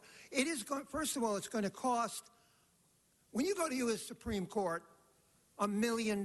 This is a gift from this private law firm of $1 million to the city of Los Angeles. You are, and what is Mr. Patel? I have read his Supreme Court brief. I don't think any of the media has. They don't give a damn because he's an Indian and because he from Kerala. I happen to know the Patel family, many Patels from Kerala, and this is a motel. He is suing that the It's a closely regulated industry, and he has a reasonable expectation of privacy in motel guest registries. You've gone in there, you've raped his business. This man is going all the way to the United States Supreme Court, and a favorite law firm is giving you a gift of $1 million in legal services, and there will be no damn story in the LA Times because David Sennheiser is sitting there. Stay on LA Times. I'm telling you right now, go and look up the Patel case.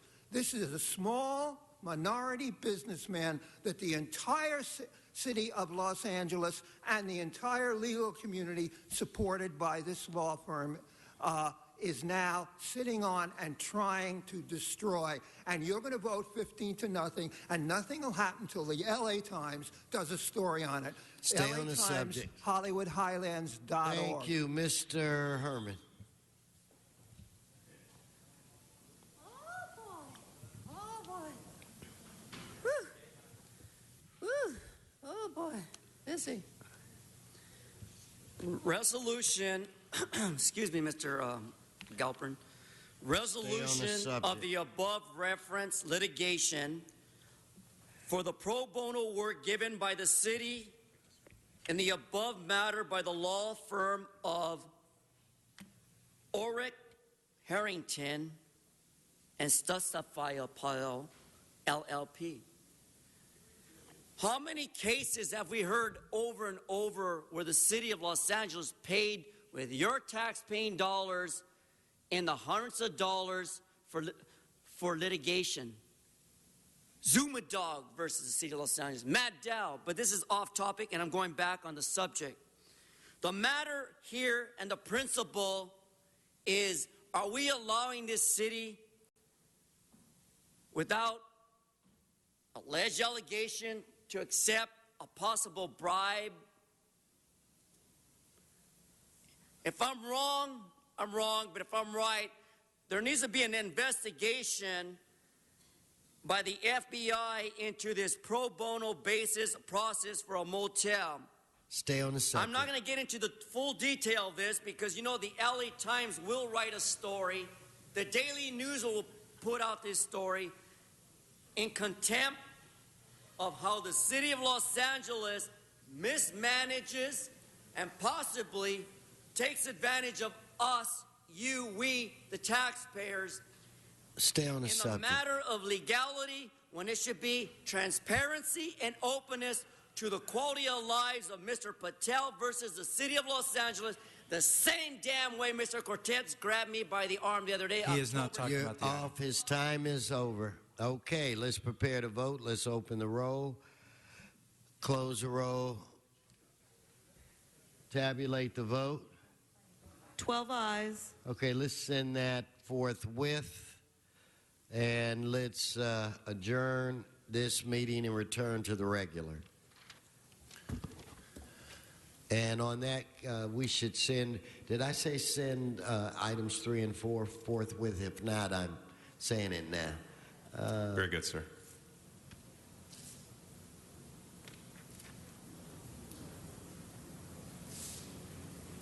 Okay, we will now go to item 8.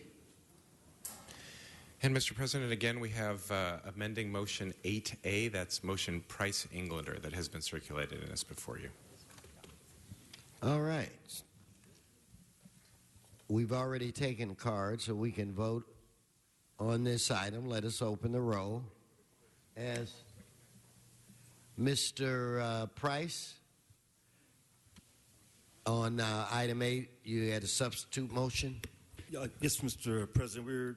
The whole impetus for this is amending motion. I mean, yeah, the whole impetus of this is to really clean up a area of blight in our neighborhoods. These collection boxes, they are unsightly, they're unregulated, and this is an attempt to provide some order, some regulation, some accountability, and providing a framework for how and where these collection boxes are deployed. They currently just pop up a harem scarum wherever they choose on public and private property. It has become an eyesore, especially in some areas of the city, specifically in District 9. and I'm hopeful to get your support as we try to regulate this in a sensitive way, but in a fair way, regulate how these boxes are deployed in our community. Thank you. Ms. Martinez. I just point of clarification. Mr. Price, your motion deals with private property, correct? That's correct. Okay. Because we introduced a motion to deal with the public right-of-way, so I just want to make sure we're talking about two different things. I mean, we're dealing with the same type of bins, but you are addressing it on private property. I just want to make sure that we are not duplicating our efforts here. That's correct. I thought you were dealing with construction bins, not the private collection. My motion's pretty clear. I believe, Mr. Parks, you made an amendment to it as well, and so did Mr. Englander. But it deals with the public right-of-way, and we're talking about the collection bins that deal with all the clothing donations. Correct. Okay. Let's prepare to vote on this item. Let's open the roll, close the roll, tabulate the vote. 12 ayes. Okay, Mr. Clerk, what is left before this body? Mr. President, that brings council to general public comment. Okay, well, let's go into general public comment. Ms. Ramirez, Mr. Jones, Ms. Rocha, please come forward. Thank you very much. Tourists, your Hilton hotel rooms are being broken into because of illegal hiring practices. They hire illegal wetbacks and Latino Chango gangbangers. And for money, they will let gang stalkers into your rooms because they are all carrying the master keys.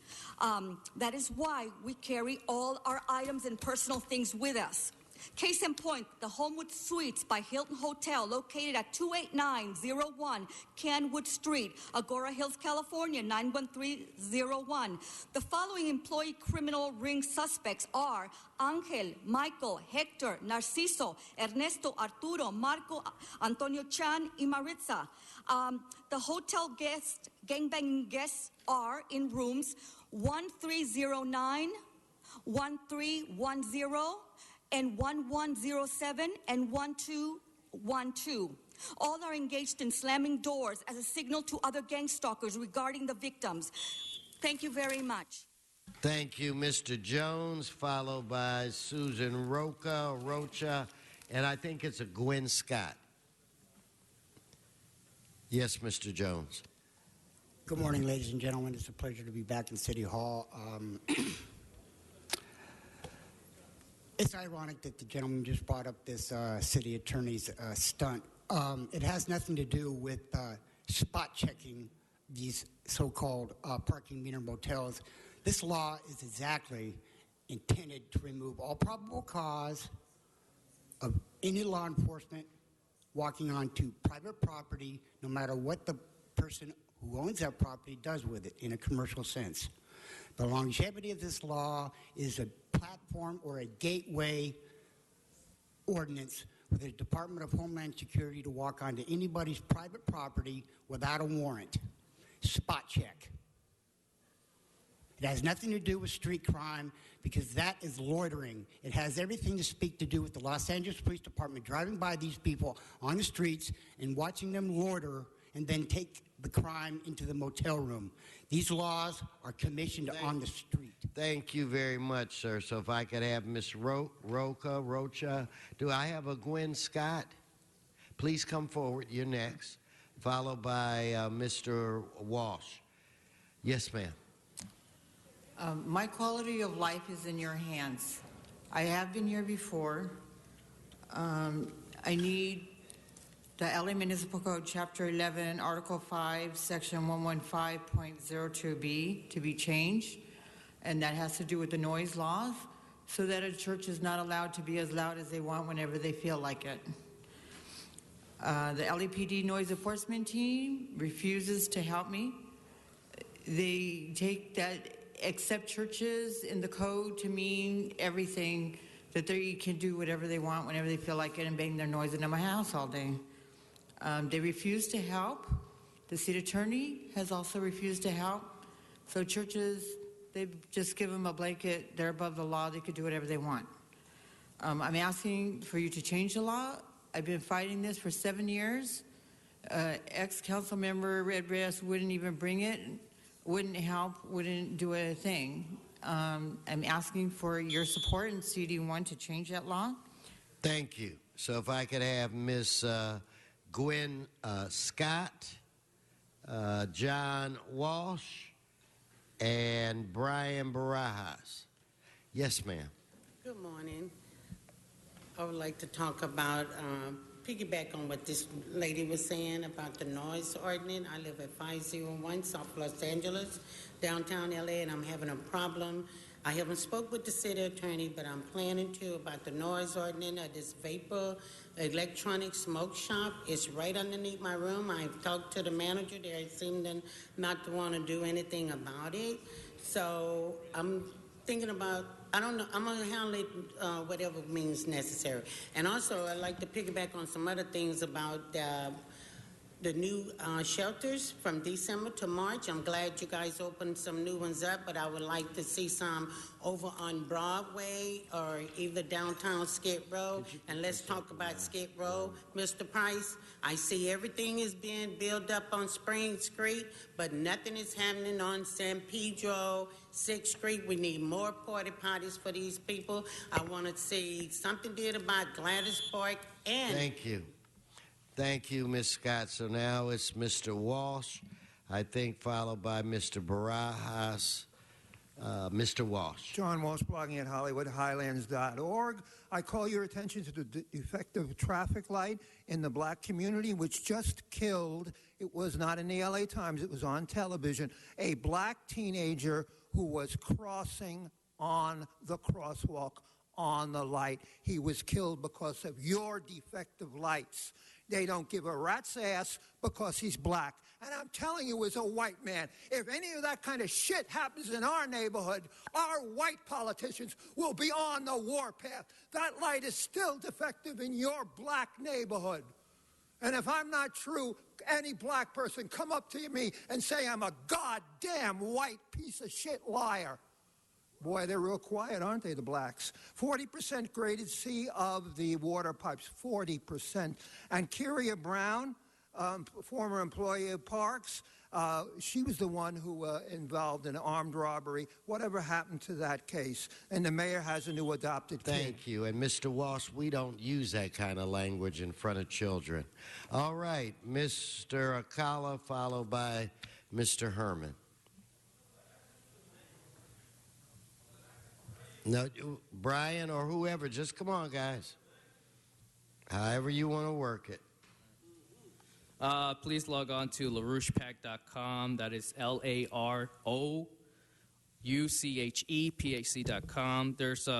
It's a new webcast tonight at 5 p.m. But please take note also of 2 articles on there. LaRouche demands Thanksgiving massacre to purge Obama White House. And the other, LaRouche, a bipartisan agenda is urgently needed now. So the 2 items are basically easy to comprehend. First off, we throw the so-called staffs around the president and then throw Obama out with it. The other, the bipartisan, is we have to get a coalition with both parties. Forget about parties, obviously, but let's get a positive factor in the government, which means we're going to have to join forces with the BRICS, and that's going to say a lot. Thank you. Mr. Akala, followed by Mr. Herman.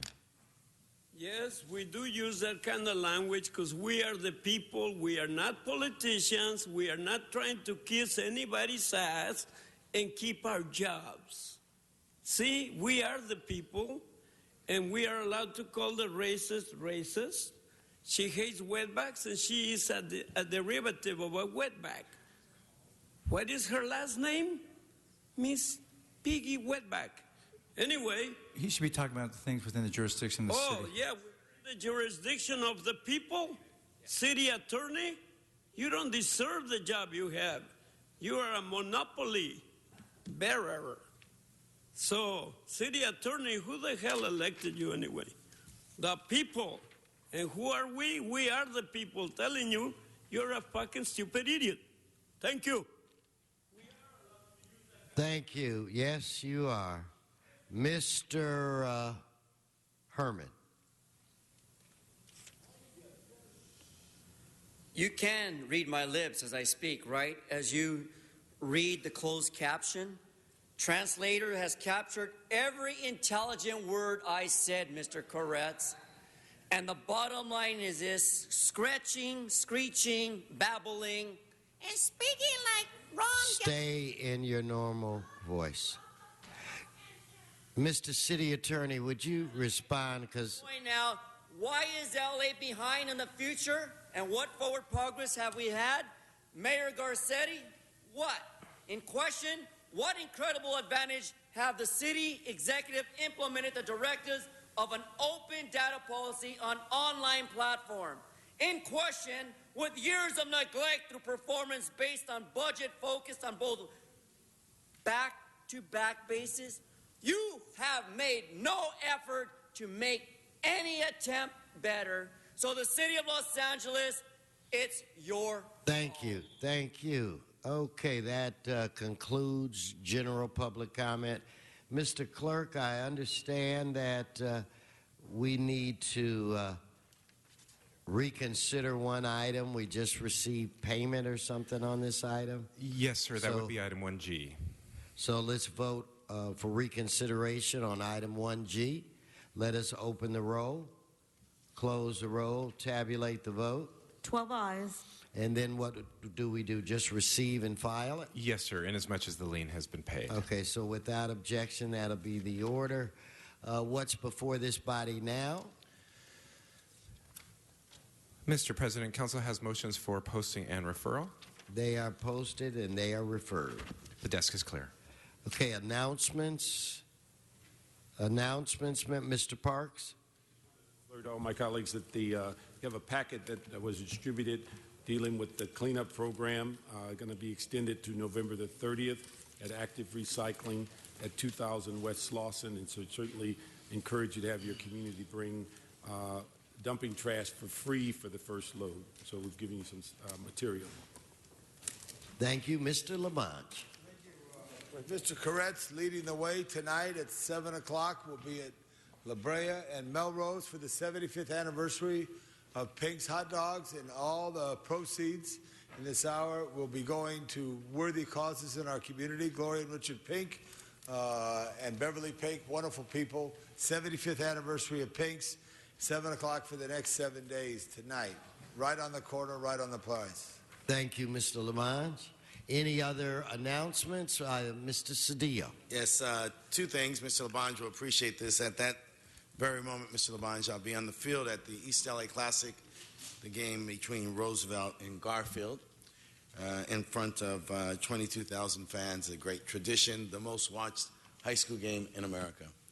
Second, I wanted to acknowledge, you heard from her, Susan Rocha, who was acknowledged by the mayor for being a member of Noise Free America and her work to end noise pollution. That's it. Thank you. Any other announcements, Mr. Labange? Also in the San Fernando Valley, I know Mr. Blumenfield may be there as well. The Valley Museum will be opening up tomorrow in Northridge, and I know it's exciting for all of us who represent part of the Valley and that great history. And they got a lot of the old neon, Mr. Bonin, including some from the Palomino Club, where I met my wife on the 19th of June, 1979. Hoyt Axton was playing there. So. The Palomino Club. The Palomino Club, 6907 Lancashire Boulevard. I know that place. Let's all rise for, if everyone in the chambers could please rise for adjourning motions. Mr. Koretz. Thank you, Mr. President. When we adjourn our meetings, we almost always focus on how people live their lives and on what contributions they made to their communities, this city, and the world. Today I'd like to adjourn for Brittany Maynard, whose most important contribution was probably how she faced death, because in a relatively public manner of her passing, she advocated for people to have more rights about how and when they die.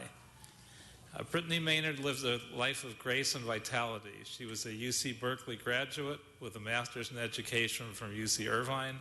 She was a world traveler, a volunteer at a local animal rescue organization, and was married with a loving family. But then she received a diagnosis of stage 4 terminal brain cancer. In discussing her situation, she became a globally recognized spokesperson for the Death with Dignity movement, which seeks to allow terminally ill people to receive medication allowing them to die on their own terms. A video in which she explained her own personal decision was viewed by more than 9 million people on YouTube. Last week at a press conference at the First Street steps of City Hall, the organization Compassion and Choices released a new video showing Brittany describing the joy she had experienced in life, but also the growth of her sickness. Faced with this terminal brain cancer, which is terrible, painful, and incurable, as we all know, she moved from California to Oregon, one of the 5 states where she could be allowed to take her life, and this past Saturday took medication to end her life under Oregon's Death with Dignity Act. While she wanted children of her own, which she was not able to have, she said she had no regrets on the time spent, the places she had been, and the people she had loved in her years on this planet. She was 29, and in a final message she said, "It is people who pause to appreciate life and give thanks who are happiest. If we change our thoughts, we change our world. Love and peace to you all." May Brittany rest in peace. Thank you. Other adjourning motions? Mr. Parks? Thank you. I'd ask that we adjourn in memory of Sergeant Henderson Manning, who passed away as a prisoner of war on June 1951. Sergeant Manning is a Korean War veteran. The Korean War started in 1950 as a civil war between the North and South Korea, but the conflict soon became international when, under U.S. leadership, the United Nations joined to support South Korea, and the People's Republic of China entered to aid North Korea. The war left Korea divided and brought the Cold War to Asia. Sergeant Henderson left home at the age of 20. Will finally be buried today, Friday, November 7th, in Inglewood Cemetery. The Los Angeles native enlisted in the Army in 1950, trained as a medic, was captured on December 1st, 1950, after returning to aid members of the 9th Infantry Regiment. He died nearly 6 months later after suffering the effects of poor nutrition, frigid temperatures, and untreated illness. He also died defending a country which he could not legally vote due to the color of his skin. And just this past summer, 2013, the U.S. government positively identified his remains through DNA. Although he never returned home, Sergeant Manning amassed extraordinary accolades, including but not limited to the Purple Heart, United Nations Service Medal, U.S. Prisoners of War Medal, the Combat Medical Badge, National Defense Service Medal, Korean Service Medal, and the Republic of Korea Presidential Unit Citation. The funeral service will be held today at 10 a.m. at Inglewood Cemetery.